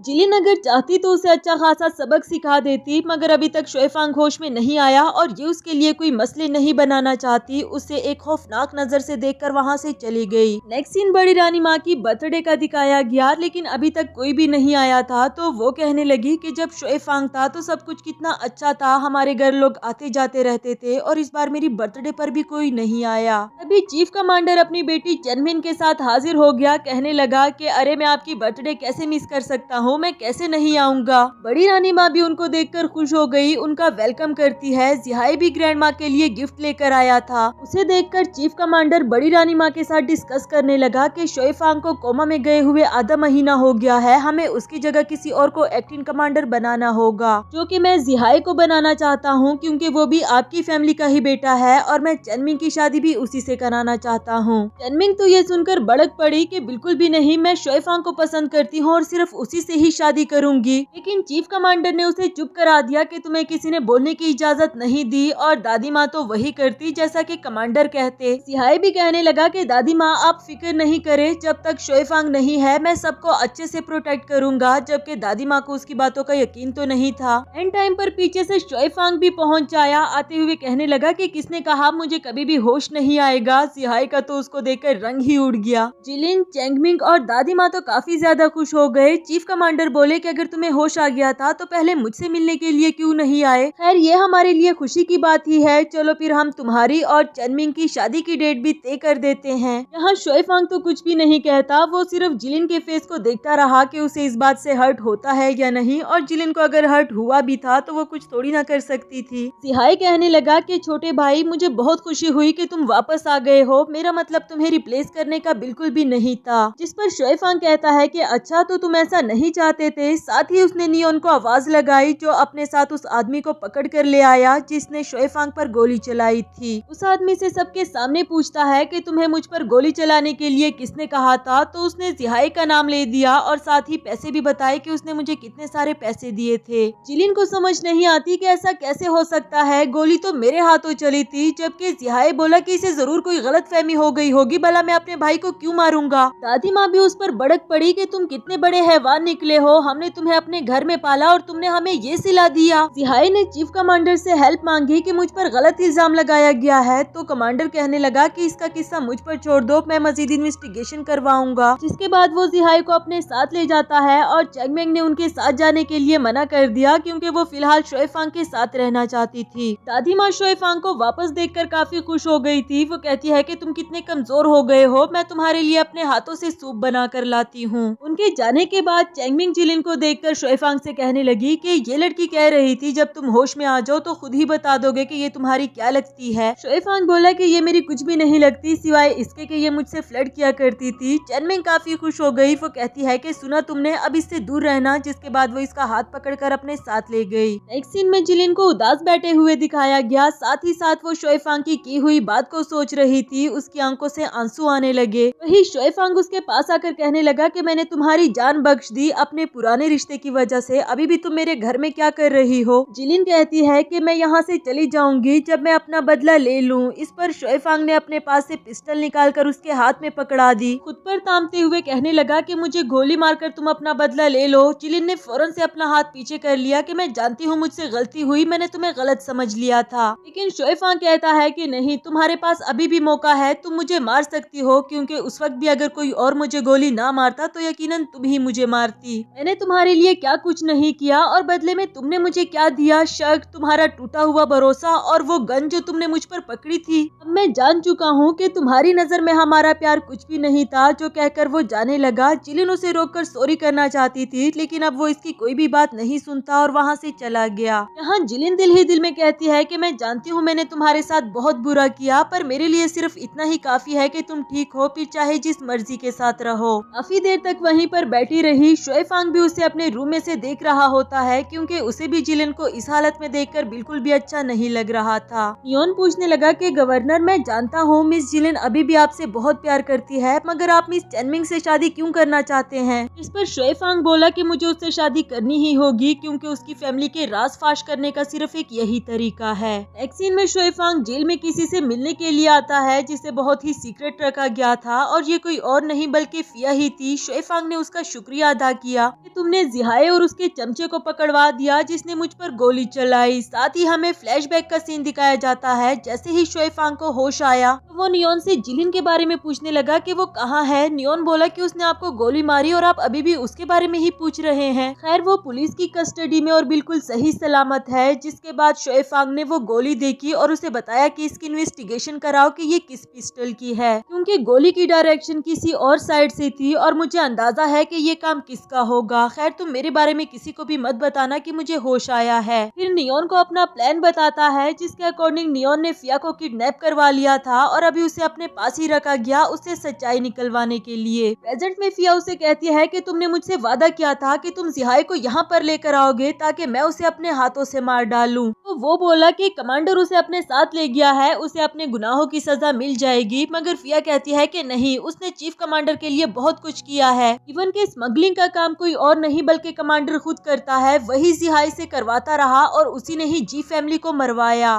उसके हाथों से तो जिहाई बहुत आसानी के साथ बच जाएगा। यहाँ शोएफांग को भी पता चल गया कि असल में इस पूरे मामले के पीछे कौन है। नेक्स्ट सीन में चीफ कमांडर जिहाई को मारते हुए कहता है कि मैंने इतना बड़ा स्मगलिंग का बिजनेस तुम्हारे हवाले कर दिया है और अभी भी तुम शोएफांग को मारकर गवर्नर बनना चाहते थे। जिहाई उनसे माफी मांगने लगा कि प्लीज मुझे एक आखिरी मौका दे दो, पर वो कहता है कि मेरी बेटी शोएफांग को पसंद करती है और शोएफांग तुम्हें पसंद नहीं करता, इसलिए मुझे तुम्हें तो रास्ते से हटाना होगा। फिर जब जिहाई ने बताया कि मैंने आपके लिए स्मगलिंग से कितना सारा पैसा बना लिया है, तो वो बोला कि ठीक है, मैं तुम्हारी जान बख्श सकता हूँ, लेकिन तुम्हें ये शहर छोड़कर जाना होगा। नेक्स्ट सीन में जिलिन फिया के बारे में सोच रही थी कि वो इतने दिनों से कहीं पर नजर नहीं आई। उसे ढूंढते हुए उसके रूम तक पहुँच आई, लेकिन उसकी स्पेशल असिस्टेंट इसे कुछ भी नहीं बताती कि फिया यहीं कहीं पर ही है, तुम्हें उससे क्या लेना देना, तुम उसे ढूंढ ही क्यों रही हो। जबकि जिलिन उसे अपनी बातों में लाते हुए कहती है कि देखो, मैं उसका बुरा नहीं चाहती, अगर उसकी जान कोई खतरे में हुई तो हमें उसकी मदद करनी चाहिए। वो इतने दिनों से लापता है, जिस पर वो असिस्टेंट भी इसे बता देती है कि हाँ, इससे पहले तो ऐसा कभी भी नहीं हुआ, अगर वो घर से चली भी जाती तो एक दिन ना आती, मगर अब तो काफी सारे दिन हो गए हैं। ये जान लेने के बाद जिलिन उसे जिहाई के क्लब पर ढूंढने के लिए आती है। वो सोच रही थी कि जिहाई को तो चीफ कमांडर अपने साथ ले गया, तो फिर आखिर फिया कहाँ जा सकती है, कहीं उसे किसी ने किडनैप तो नहीं कर लिया। इसी के साथ हमारा ये वाला एपिसोड भी खत्म हुआ। हेलो दोस्तों, तो बढ़ते हैं इस सीरीज के 9th एपिसोड की तरफ। एपिसोड के शुरुआत में हम देखते हैं कि जिलिन ने सामने से शोएफांग और चेनमेंग को आते हुए देखा, तो वो इन्हें इग्नोर करते हुए जाने ही लगी थी, लेकिन चेनमेंग ने इसे रोक लिया कि तुम्हें मेरी आवाज सुनाई नहीं दी, मैंने तुम्हें रुकने के लिए कहा। शोएफांग भी तंज करते हुए पूछने लगा कि तुम घर से इतना दूर यहाँ पर क्या कर रही हो, या फिर किसी के पीछे पीछे चली आई थी। नियोन, इसे घर ले जाओ। चेनमेंग कहने लगी कि रुको जरा, जब तुम हॉस्पिटल में बेहोश पड़े थे तब इसने मेरे साथ बहुत बदतमीजी की थी, ऐसे कैसे जाने दे दूं। तब तक पुलिस भी पहुंच आई, पूछने लगी कि मिस क्या हुआ है। चेनमिन बोली कि अच्छा हुआ तुम लोग टाइम पर पहुंच आए, इस लड़की ने मेरे साथ बदतमीजी की, इसे मेरे सामने ही पनिश करो। शोएफांग ऐसा थोड़ी ना चाहता, फौरन से कहने लगा कि क्या इस लड़की की इतनी हिम्मत। फिर उसने नियोन को उन लोगों के हाथ से डंडा लेने के लिए इशारा किया। चेनमिन के कहने पर शोएफांग ने भी उसे जिलिन को मारने के लिए कहा, क्योंकि अगर पुलिस वाले मारते तो बहुत ज्यादा जोर से मारते। ना चाहते हुए भी नियोन को ये करना पड़ रहा था। शोएफांग भी यहाँ पर कुछ नहीं कर पाया। इसके बाद वो चेनमिंग के साथ वहाँ से चला गया। इसके बाद हम देखते हैं कि जिहाई भी चुपके से ये सारा सीन देख रहा था, क्योंकि वो अभी तक भी ये शहर छोड़कर नहीं गया। नेक्स्ट सीन में शोएफांग वापस हॉस्पिटल पहुंच आया। नियोन से पूछने लगा कि अब उसकी तबीयत कैसी है, तो वो बोला कि डॉक्टर ने कहा कि उनकी कंडीशन ज्यादा सीरियस नहीं, और शुक्र तो इस बात का है कि उनको मारने वाला मैं था, मैंने अपनी स्ट्रेंथ पर कंट्रोल किया, अगर पुलिस मारती तो शायद उनको ज्यादा चोटें लग जाती। शोएफांग बोला कि हाँ, अगर मैं भी चेनमेंग के सामने कुछ कह देता तो हमारा सारा प्लान बिगड़ जाता। आफ्टर दैट वो जिलिन को देखने के लिए रूम में आता है, और जब उसने खून से भरे हुए कॉटन देखे तो वो जिलिन के बारे में सोचने लगा कि किस तरह उसके सामने ही इसे मारा जा रहा था और वो कुछ भी नहीं कर पाया। फिर उसके पास जाकर उस पर कंबल अच्छे से ओढ़ देता है। दिल ही दिल में कहने लगा कि तुम फिक्र नहीं करो, मैं तुम्हारी फैमिली की बेगुनाही साबित करके रहूंगा। लेकिन जाने से पहले ही उसकी मौजूदगी जिलिन ने महसूस कर ली थी। उसे रोकते हुए पूछने लगी कि तुम यहाँ पर क्या कर रहे हो। वो बोला कि बस देखने आया था कि तुम जिंदा हो या मर चुकी। उसे काफी ज्यादा बुरा लगा। बेड से उठकर कहने लगी कि तुम्हें मुझे जिंदा देखकर दुख तो हुआ होगा, पर खैर सबसे पहले मैंने तुम्हें हर्ट किया था, तो तुम मेरे साथ जो कुछ भी करो मैं कोई भी शिकायत नहीं करूंगी। शोएफांग कहता है कि अच्छा, अगर इतनी ही तुम स्मार्ट हो तो क्या जरूरत थी तुम्हें चेंगमिंग के साथ जबान लड़ाने की। लेकिन जिलिन इस बारे में कोई भी बात नहीं करना चाहती। वो कहती है कि फिया कई दिनों से गायब है, प्लीज उसे ढूंढने में तुम मेरी हेल्प करो। शोएफांग बोला कि मैं क्यों तुम्हारी हेल्प करूँ, हमारा जो भी रिश्ता था वो पहले था, अब ना तुम मेरी कुछ लगती हो और ना ही मैं तुम्हारा कुछ लगता हूँ तो तुम्हारी हेल्प क्यों करूँ। चाहे शोएफांग उसके साथ कोई भी रिश्ता ना रखे, लेकिन जिलिन कहती है कि तुम्हें मेरी हेल्प करनी ही होगी क्योंकि चनमिंग हमारे पुराने रिश्ते के बारे में नहीं जानती। अगर तुमने मेरी हेल्प ना की तो मैं उसे सब कुछ सच बता दूंगी। शोएफांग को उसके इस तरह ब्लैकमेल करने पर गुस्सा तो काफी ज्यादा आया, पर वो कहता है कि तुम्हें बताता चलूं फिया सही सलामत है, तुम्हें उसके बारे में सोचने की जरूरत नहीं, और फिर वहाँ से जाने लगा। इधर जिलिन वीकनेस की वजह से नीचे गिर गई, लेकिन शोएफांग ने उसे उठाने की जहमत तक नहीं की क्योंकि वो अभी इसे अपना प्लान नहीं बताना चाहता था और वहाँ से चला गया। जिलिन भी अब रिलैक्स हो गई थी कि अगर फिया इसके कब्जे में है तो यकीनन वो ठीक होगी। नेक्स्ट सीन में वो हॉस्पिटल से वापस जाने लगी थी। इधर ऑटो में बैठकर उसने हवेली जाने के लिए कहा, लेकिन कुछ देर के बाद वो देखती है कि ये तो कोई और रास्ता है। उसे रुकने के लिए कहा कि तुम मुझे कहाँ पर ले आए हो। फिर जब उसने देखा तो ये कोई और नहीं बल्कि जिहाए था। वो हैरान होकर पूछने लगी कि तुम्हें तो चीफ कमांडर अपने साथ ले गए थे ना। जिहाए बोला कि मैंने उनके लिए बहुत काम किया है, तो उनके पास से छूटना मेरे लिए कोई बड़ी बात नहीं थी। सिर्फ यही नहीं बल्कि तुम्हारी फैमिली को मारने वाला भी चीफ कमांडर था। जिलिन उसकी ये सारी बातें सुनकर कहने लगी कि मैं तुम्हारी बातों का यकीन क्यों करूं। तो वो बोला कि मत करो, लेकिन इतना बता दूं कि तुम एक अच्छे पार्टनर को खो दोगी क्योंकि मैं बदला लेने में तुम्हारी हेल्प कर सकता हूं। जिलिन ने उसे वजह पूछी कि आखिर तुम मेरी हेल्प क्यों करना चाहते हो। तो जिहाए बोला क्योंकि मैं शोए फैमिली से नफरत करता हूँ। सालों पहले जब मास्टर शोए की कोई भी औलाद नहीं थी तो उन लोगों ने मुझे अडॉप्ट किया, और बाद में जब शोएफांग की पैदाइश हुई तो उन्होंने मुझे साइड पर फेंक दिया, बिल्कुल ही एक लावारिस इंसान की तरह। अगर शोएफांग पैदा ना हुआ होता तो शायद ही ऐसा कुछ ना होता। मैंने देखा कि किस तरह उन लोगों ने तुम्हें भी ट्रीट किया। शोएफांग सिर्फ तुम्हारा यूज करना चाह रहा था। तुम और मैं दोनों ही एक मकाम पर खड़े हैं। अगर तुम मेरी हेल्प करके शोएफांग को मार डालो तो बदले में मैं भी तुम्हारी हेल्प करूंगा तुम्हारी फैमिली का नाम क्लियर करने में। क्या कहती हो, क्या हम डील करें। जिलिन कोई भी फैसला नहीं कर पा रही। नेक्स्ट सीन में शोएफांग को चीफ कमांडर के साथ दिखाया गया। बातों ही बातों में वो चीफ कमांडर से अपनी सैलरी बढ़ाने के लिए कहता है, उसे ये इशारा देने के लिए कि मेरे लिए पैसे ज्यादा मैटर करते हैं, ताकि चीफ कमांडर इसे भी अपने काले धंधे में शामिल कर ले और इसे कुछ इन्फॉर्मेशन मिल पाए।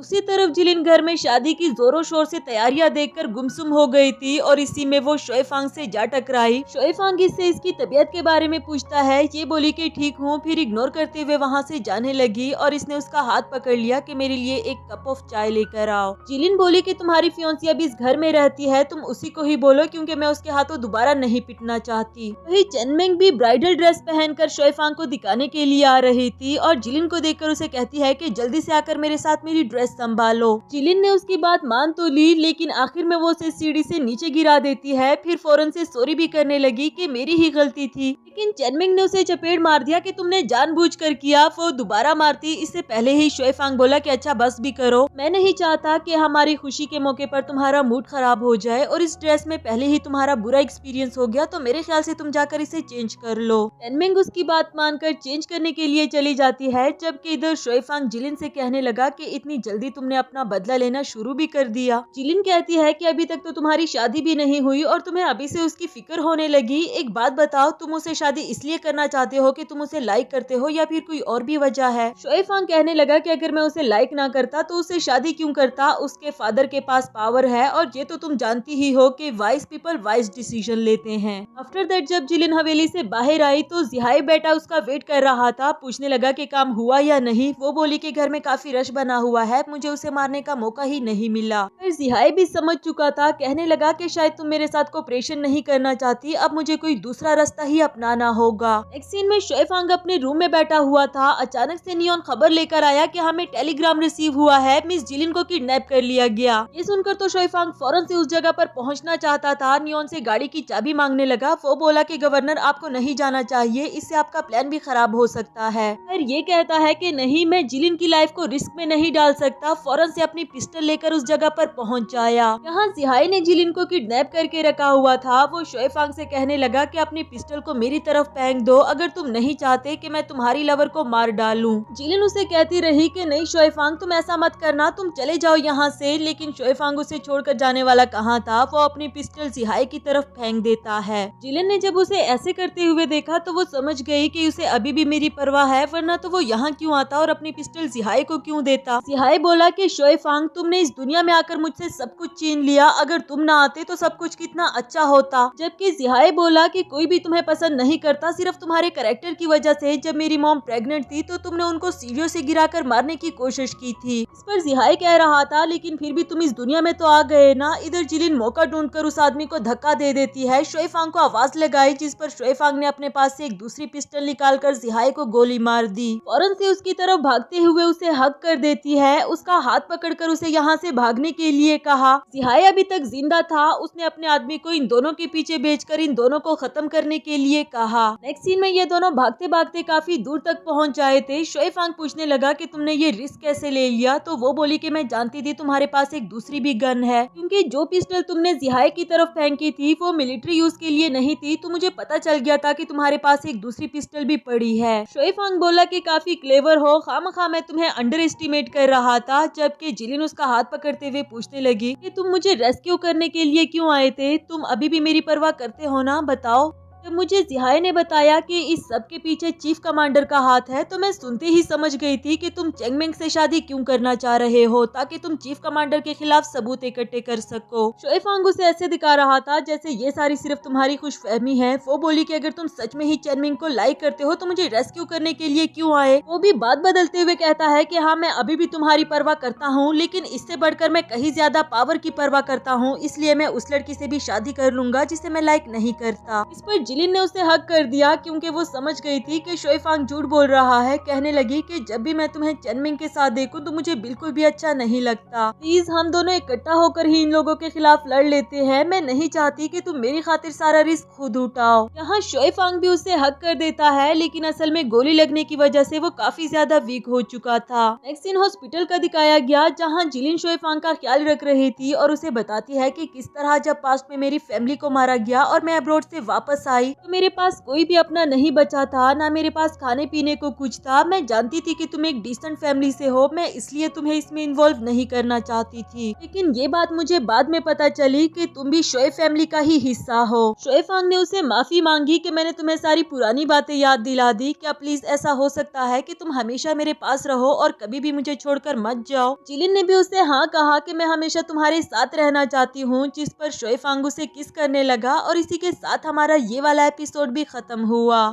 हेलो दोस्तों, तो बढ़ते हैं इस सीरीज के लास्ट एपिसोड की तरफ। एपिसोड के शुरुआत में हम चेनमिंग को देखते हैं, जो काफी उदास बैठी हुई सोच रही थी कि उस लड़की की हिम्मत कैसे हुई मेरे शुएफांग को सेड्यूस करने की, उसे तो मैं अच्छा सबक सिखा दूंगी। तभी शुएफांग उसके पास आकर उसकी उदासी की वजह पूछता है कि कहीं तुम हमारे घर में बोर तो नहीं हो गई हो। बातों ही बातों में उसे कहता है कि मुझे मिलिट्री के सैलरीज के लिए पैसों की कमी पड़ रही है। मैंने तुम्हारे डैड से भी बात की, लेकिन शायद वो कुछ खास मदद नहीं कर सकते, इसलिए मैं अपना बिजनेस स्टार्ट करना चाहता हूँ, बिकॉज मैं ये नहीं चाहता कि लोग मेरे बारे में ये सोचे कि मैं किसी लड़की पर डिपेंड करता हूँ। इसीलिए ही मैं तुम्हें इतने दिनों से इग्नोर भी कर रहा था और ज्यादा टाइम भी तुम्हारे साथ स्पेंड नहीं कर पा रहा। ये सुनकर चेनमिंग कहने लगी कि इसमें मैं तुम्हारी हेल्प कर सकती हूँ। मैं ऐसे लोगों को जानती हूँ जो मेरे डैड के साथ बिजनेस कर रहे हैं। मैं तुम्हें उन लोगों के नाम बता देती हूँ, तो फिर तुम खुद ही जाकर उनसे मिल लेना। यकीनन वो तुम्हारी भी मदद करेंगे जब तुम बता दो कि तुम्हें मेरे डैड ने भेजा है। शुएफांग का तो मकसद ही यही था। इन लोगों के नाम उगलवाने के बाद वो इसे अपना ख्याल रखने के लिए कहकर वहाँ से चला जाता है और इधर चेनमिंग सोच रही थी कि शायद शुएफांग भी मुझसे प्यार करता है। नेक्स्ट सीन में शुएफांग ने ये सारी बात जिलिन को बता दी थी, तो वो कह रही थी कि अच्छा, तो चेयरमैन डेंग भी इसमें मिले हुए हैं और उन्हीं से ही हमें सबूत मिल पाएंगे। शुएफांग बोला कि उसे डील करना इतना आसान नहीं, क्योंकि वो इतना बड़ा आदमी है। जिलिन कहने लगी कि मैंने सुना था कि लड़कियां उसकी कमजोरी है, तो क्यों ना ये काम करने के लिए मैं जाऊं। शुएफांग ने तो फौरन से मना कर दिया कि नहीं, कुछ भी हो जाए मैं तुम्हारी जान खतरे में नहीं डाल सकता। तुम्हें पता भी है वो कितना खतरनाक है। मगर जिलिन कहने लगी कि हमने वादा किया था इस जंग को हम मिलकर लड़ेंगे, प्लीज तुम मुझे जाने दो। आई प्रॉमिस कि मैं अपने आप को प्रोटेक्ट करूंगी। काफी मनाने के बाद शुएफांग भी मान जाता है, हालांकि वो इस हक में बिल्कुल भी नहीं था कि जिलिन वहाँ पर अकेली जाए। नेक्स्ट सीन में जिलिन वहाँ पर पहुँच गई थी। उसने एक रिकॉर्डर को भी ऑन कर लिया था ताकि वो चेयरमैन डेंग की सारी वॉइस को रिकॉर्ड कर सके। मिस्टर डेंग के सामने वो ऐसा दिखा रही थी जैसे मैं बहुत ही अमीर फैमिली से हूँ और मुझे चीफ कमांडर ने भेजा है आपके साथ बिजनेस करने के लिए। वो बोले कि चीफ कमांडर की तुम काफी क्लोज रिलेटिव लगती हो, तो क्यों ना तुम्हें भी हम अपने अफीम वाले बिजनेस में शामिल कर ले, क्योंकि वो ही सबसे ज्यादा कमाने वाला बिजनेस है। बातों ही बातों में जिलिन ने उसे सारी बातें उगलवा ली कि इस बिजनेस में कौन कौन शामिल है और ये कब से चल रहा है। दूसरी तरफ शुएफांग भी एक सेपरेट रूम में इस रिकॉर्डिंग को सुन रहा था कि इधर चेयरमैन डेंग अब अपनी असलियत पर उतर आए थे। वो जिलिन से कहने लगे कि अगर मैं तुम्हारी मदद कर रहा हूँ तो इसके बदले तुम्हें भी तो कुछ देना चाहिए ना। जिलिन ने भी समझदारी के साथ खुद को बचाने की काफी ज्यादा कोशिश की, लेकिन आखिरकार जब ये मामला हाथ से निकल चुका था तो जिलिन उसे थप्पड़ मार देती है खुद से दूर करने के लिए, जिसके बाद चेयरमैन डेंग उसके साथ जबरदस्ती करने लगा। इधर शुएफांग ने भी ये सारी आवाजें सुन ली थी और वो फौरन से भागता हुआ उस रूम में पहुंच आया। जिलिन को बचाते हुए चेयरमैन डेंग को बुरी तरह से मारना शुरू कर दिया कि तभी जिलिन आगे आकर उसे काम डाउन करती है कि प्लीज रुक जाओ, इसे जान से मत मारो। शुएफांग का गुस्सा तो खत्म ही नहीं हो रहा था। जिलिन भी काफी ज्यादा सैड हो चुकी थी अपनी फैमिली की मौत के बारे में सुनने के बाद। वो जाकर उस रिकॉर्डिंग रील को ले आती है क्योंकि ये अब उसके पास सबूत आ चुका था। शुएफांग उसकी हालत देखकर पूछने लगा कि तुम ठीक तो हो ना। इस पर जिलिन ने उसे हक कर दिया क्योंकि वो बिल्कुल भी अच्छा फील नहीं कर रही थी। चेयरमैन डेंग ने उसे बताया था कि हमने तो बहुत कोशिश की थी मिस्टर जी को अपने साथ इस बिजनेस में शामिल करने की, पर जब वो नहीं माना तो आखिरकार उसकी पूरी फैमिली समेत हमें उसको मारना ही पड़ा। ये जिलिन के लिए काफी ज्यादा दुख की बात होती है। नेक्स्ट सीन में घर आने के बाद शुएफांग जिलिन को रिलैक्स कर रहा था कि जल्दी ही सब कुछ ठीक हो जाएगा। अब तुम मुझे ये बताओ कि इस सब के बाद तुम क्या करना चाहती हो। तो वो बोली कि मैं अपनी स्टडी को दोबारा से कंटिन्यू करना चाहती हूँ। शुएफांग उसे हक करते हुए बोला कि मैं भी तुम्हारे साथ जाऊंगा क्योंकि मैं भी उन हसीन लम्हों को एक दफा दोबारा से फील करना चाहता हूँ। तब तक उसे ढूंढते हुए चनमिंग यहाँ पर आ रही थी और उसकी आवाज सुनकर इन दोनों को ही अब चुपना पड़ेगा। जब वो रूम में पहुंची तो उसने देखा कि यहाँ पर तो कोई भी नहीं, हालांकि मैंने तो अभी अभी कुछ आवाजें सुनी थी, ऐसा कैसे हो सकता है, अचानक से शुएफांग कहाँ चला गया। शुएफांग जिलिन को लेकर कबर्ड में छुपा हुआ होता है और फॉर्चुनेटली चनमिंग ने उन दोनों को वहाँ पर नहीं देखा। नेक्स्ट सीन में चीफ कमांडर के पास खबर आई कि जिहाय आपसे मिलना चाहता है, तो वो गुस्सा हो गए कि जिहाय अभी तक यहाँ से गया नहीं, वो क्यों मेरे पास आया है। तो उसे बताया गया कि वो आपसे कुछ जरूरी बात करना चाहता है। उधर चनमिंग शुएफांग से पूछ रही थी कि मिस्टर डेंग के साथ आपकी मुलाकात कैसी रही, अगर अभी भी किसी हेल्प की जरूरत है तो फिर मैं डैड से कह देती हूँ। वो बोला कि नहीं नहीं, सब कुछ बिल्कुल ठीक चल रहा है, तुम्हारा ये एहसान मैं कभी भी नहीं भूलूंगा। कि दूसरी तरफ से जिहाय भी पहुंच आया कुछ आर्मी को अपने साथ लेकर। जैसे वो यहाँ पर बदमाशी दिखा रहा था, चनमिंग उससे लड़ने लगी कि तुम करना क्या चाहते हो, मैं तुम्हारे बारे में डैड को बता दूंगी। तो वो बोला कि मुझे यहाँ चीफ कमांडर ने ही भेजा है, वो चाहते हैं कि मैं तुम्हें सेफली यहाँ से घर ले जाऊँ। फिर उसे जबरदस्ती यहाँ से ले गया। जिहाय ने अपनी आर्मी को ऑर्डर दिया जिलिन को ढूंढने के लिए। वो शुएफांग से भी कहने लगा कि काफी होशियार निकले तुम, लेकिन चीफ कमांडर तुम्हें और जिलिन को बुला रहे हैं। वो बहुत नॉर्मल वे में कहने लगा कि ठीक है, मैं तुम्हारे साथ चलने के लिए तैयार हूँ। जबकि दूसरी तरफ जिलिन तो पूरे घर में भी नहीं मिली। अब वो गई कहाँ, ये जानने के लिए हमें फ्लैशबैक का सीन दिखाया जाता है, जहाँ नियोन ने आकर शुएफांग को बताया था कि जिहाय अभी भी जिंदा है, उसे हॉस्पिटल में देखा गया। लेकिन इससे पहले कि हम उसे अप्रोच कर पाते वो वहाँ से निकल गया और शुएफांग समझ चुका था कि वो कहाँ पर गया होगा। इसलिए उसने जिलिन से कहा था कि मेरा एक दोस्त रिपोर्टर है, तुम इस सबूत को कैपिटल सिटी में ले जाकर उसे दे दो, वो सबूत के जरिए से तुम्हारी हेल्प करेगा इन लोगों का चेहरा सबके सामने लाने के लिए। जिलिन तो इसके बगैर नहीं जाना चाहती, पर उसने इससे अच्छे से समझा दिया कि मैं तुम्हारे साथ जरूर चलता अगर मुझे मिलिट्री की ड्यूटीज को ना संभालना पड़ता। तो उसे राजी कर लेने के बाद बहुत ही प्यार से सबूत के साथ वहाँ से भेज देता है क्योंकि वो जानता था कि आगे क्या होने वाला है। प्रेजेंट में जिहाय उस पर पिस्टल थामते हुए पूछने लगा कि बताओ तुमने उसे कहाँ पर छुपा कर रखा है। तो वो बोला कि अगर तुम मुझे मार भी डालो ना तब भी तुम्हें जिलिन के बारे में पता नहीं चलेगा। नेक्स्ट सीन में उसे काफी ज्यादा मार पड़ गई थी, लेकिन अभी भी उसने जिलिन के बारे में कुछ नहीं बताया। चीफ कमांडर कह रहे थे कि मैं तो तुमसे अपनी बेटी की शादी करवाना चाहता था, तुम्हें बहुत सारी पावर देना चाहता था, लेकिन तुमने मेरे पीठ पीछे मेरे दुश्मनों के साथ हाथ मिला लिया। शुएफांग बोला कि तुम जो भी कर रहे हो वो गलत है, भूल जाओ कि इसमें मैं कभी तुम्हारा साथ दूंगा, बल्कि तुम्हारा असल चेहरा सबके सामने लाकर रहूंगा। चीफ कमांडर सुनकर काफी ज्यादा गुस्सा हो गए कि तुम मुझे चैलेंज कर रहे हो, चाहे तुम मुझे ना भी बताओ कि वो लड़की कहाँ पर है, फिर भी मैं उसे ढूंढ निकालूंगा। जो कहने के बाद वहाँ से चले गए। जिहाय तो हमेशा शुएफांग से अपना बदला लेना चाहता था, हंसते हुए कहने लगा कि कैसा लग रहा है तुम्हें अपना सब कुछ खोकर। तो ये बोला कि एटलीस्ट ये सब कुछ मेरा था तो सही, तुम्हारे पास तो कभी हो भी नहीं सका। जिहाय बोला कि जल्दी ही ये सब कुछ मेरे पास होगा। जो कहने के बाद वो भी वहाँ से चला जाता है। नेक्स्ट सीन में जिहाय फिया के पास आता है। वो तो इसे अपने सामने जिंदा देखकर गुस्से से उबलने लगी कि तुम अभी भी जिंदा हो और मेरे सामने खड़े हो। वो बोला कि तुम मुझे मारना चाहती थी, कितनी हर्टलेस इंसान होना तुम, लेकिन खैर फिर भी मुझे तुम पर रहम आ रहा है। फिया बोली कि पहले मुझे तुमने हर्ट किया था और हाँ, रहम तो तुम्हें मुझ पर आना चाहिए क्योंकि तुमने मेरे साथ इतना कुछ बुरा किया और मेरे दिल में अभी भी सिर्फ तुम ही बसते हो। जो सुनकर जिहाय भी इमोशनल हो चुका था, वो उसके पास जाकर उसकी हथकड़ियां खोल देता है। कहने लगा कि चीफ कमांडर ने शुएफांग को अरेस्ट कर लिया है, अब तुम यहाँ से जा सकती हो। बट उसके पास तो जाने के लिए कोई जगह भी नहीं थी। वो कहती है कि जिहाय तुम्हारे अलावा मैं किसके पास जाऊंगी, मेरा तो इस दुनिया में कोई भी नहीं रहा, क्या तुम जाने से पहले एक आखिरी बार मुझे हक कर सकते हो? वैसे तो जिहाई का भी इस दुनिया में कोई नहीं था और वो जानता था कि फिया हमेशा मेरे साथ लॉयल रही। वो उसके पास जाने लगा कि फिया ने उसे एक जोरों का थप्पड़ मार दिया। ये तो उसने सिर्फ अपना गुस्सा उतारने के लिए मारा था। फिर उसे किस करने लगती है क्योंकि वो अभी भी जिहाई से प्यार करती है। जिहाई ने भी उसे हक कर दिया, लेकिन इसी दौरान उसने जिहाई के पास से पिस्टल निकाल ली। शायद ही वो उसे इमोशनल करके बेवकूफ बनाना चाह रही थी। जिहाई उसे रोकने के लिए कहता है कि प्लीज काम डाउन हो जाओ, इसे नीचे रखो, ये काफी खतरनाक है। फिया बोली कि मेरे पास खोने को बचा ही क्या है, मैं तो वैसे भी मर जाऊंगी, तो क्यों ना तुम्हें भी अपने साथ लेकर मरूं। लेकिन फिर उसे पास्ट की बातें याद आती है कि किस तरह जिहाई ने हमेशा मुझे प्रोटेक्ट किया, मेरी जान बचाई जब मेरा साथ देने वाला कोई नहीं था। फिर वो खुद पर पिस्टल ताम देती है, ये कहकर के मैं तुम्हारा इंतजार करूंगी, और साथ ही उसने अपने आप को गोली मार दी। जिहाई तो अब काफी ज्यादा पछता रहा था कि इस पूरी दुनिया में सिर्फ फिया ही थी जो मेरे साथ लॉयल रही, और वो भी मेरे हाथों मारी गई। उसने जो कुछ भी किया उसके लिए वो रोते हुए खुद को बहुत ज्यादा कोस रहा था, लेकिन अब हो भी क्या सकता है, फिया की जान तो जा चुकी। नेक्स्ट सीन में जिलिन को दिखाया गया जो कैपिटल सिटी पहुंच चुकी थी। वो आर्मी से बचते बचते उस रिपोर्टर तक भी आखिरकार पहुंच जाती है। दिखने से ही वो काफी ज्यादा डरा हुआ लग रहा था। जिलिन से कहने लगा कि सबूत कहाँ है, मुझे जल्दी से दे दो। जिलिन देने से पहले पूछने लगी कि आपने कुछ प्लान बनाया है, कैसे करेंगे ये सब कुछ। इस पर उसके पास कुछ खास जवाब नहीं था। बताया कि मैं बाद में सोचूंगा। तो जिलिन बोली कि ठीक है, फिर मैं भी बाद में ही सबूत दूंगी। जो कहकर वो जाने ही वाली थी कि आर्मी ने उसे घेर लिया, साथ ही जिहाई भी वहाँ पर पहुँच आया।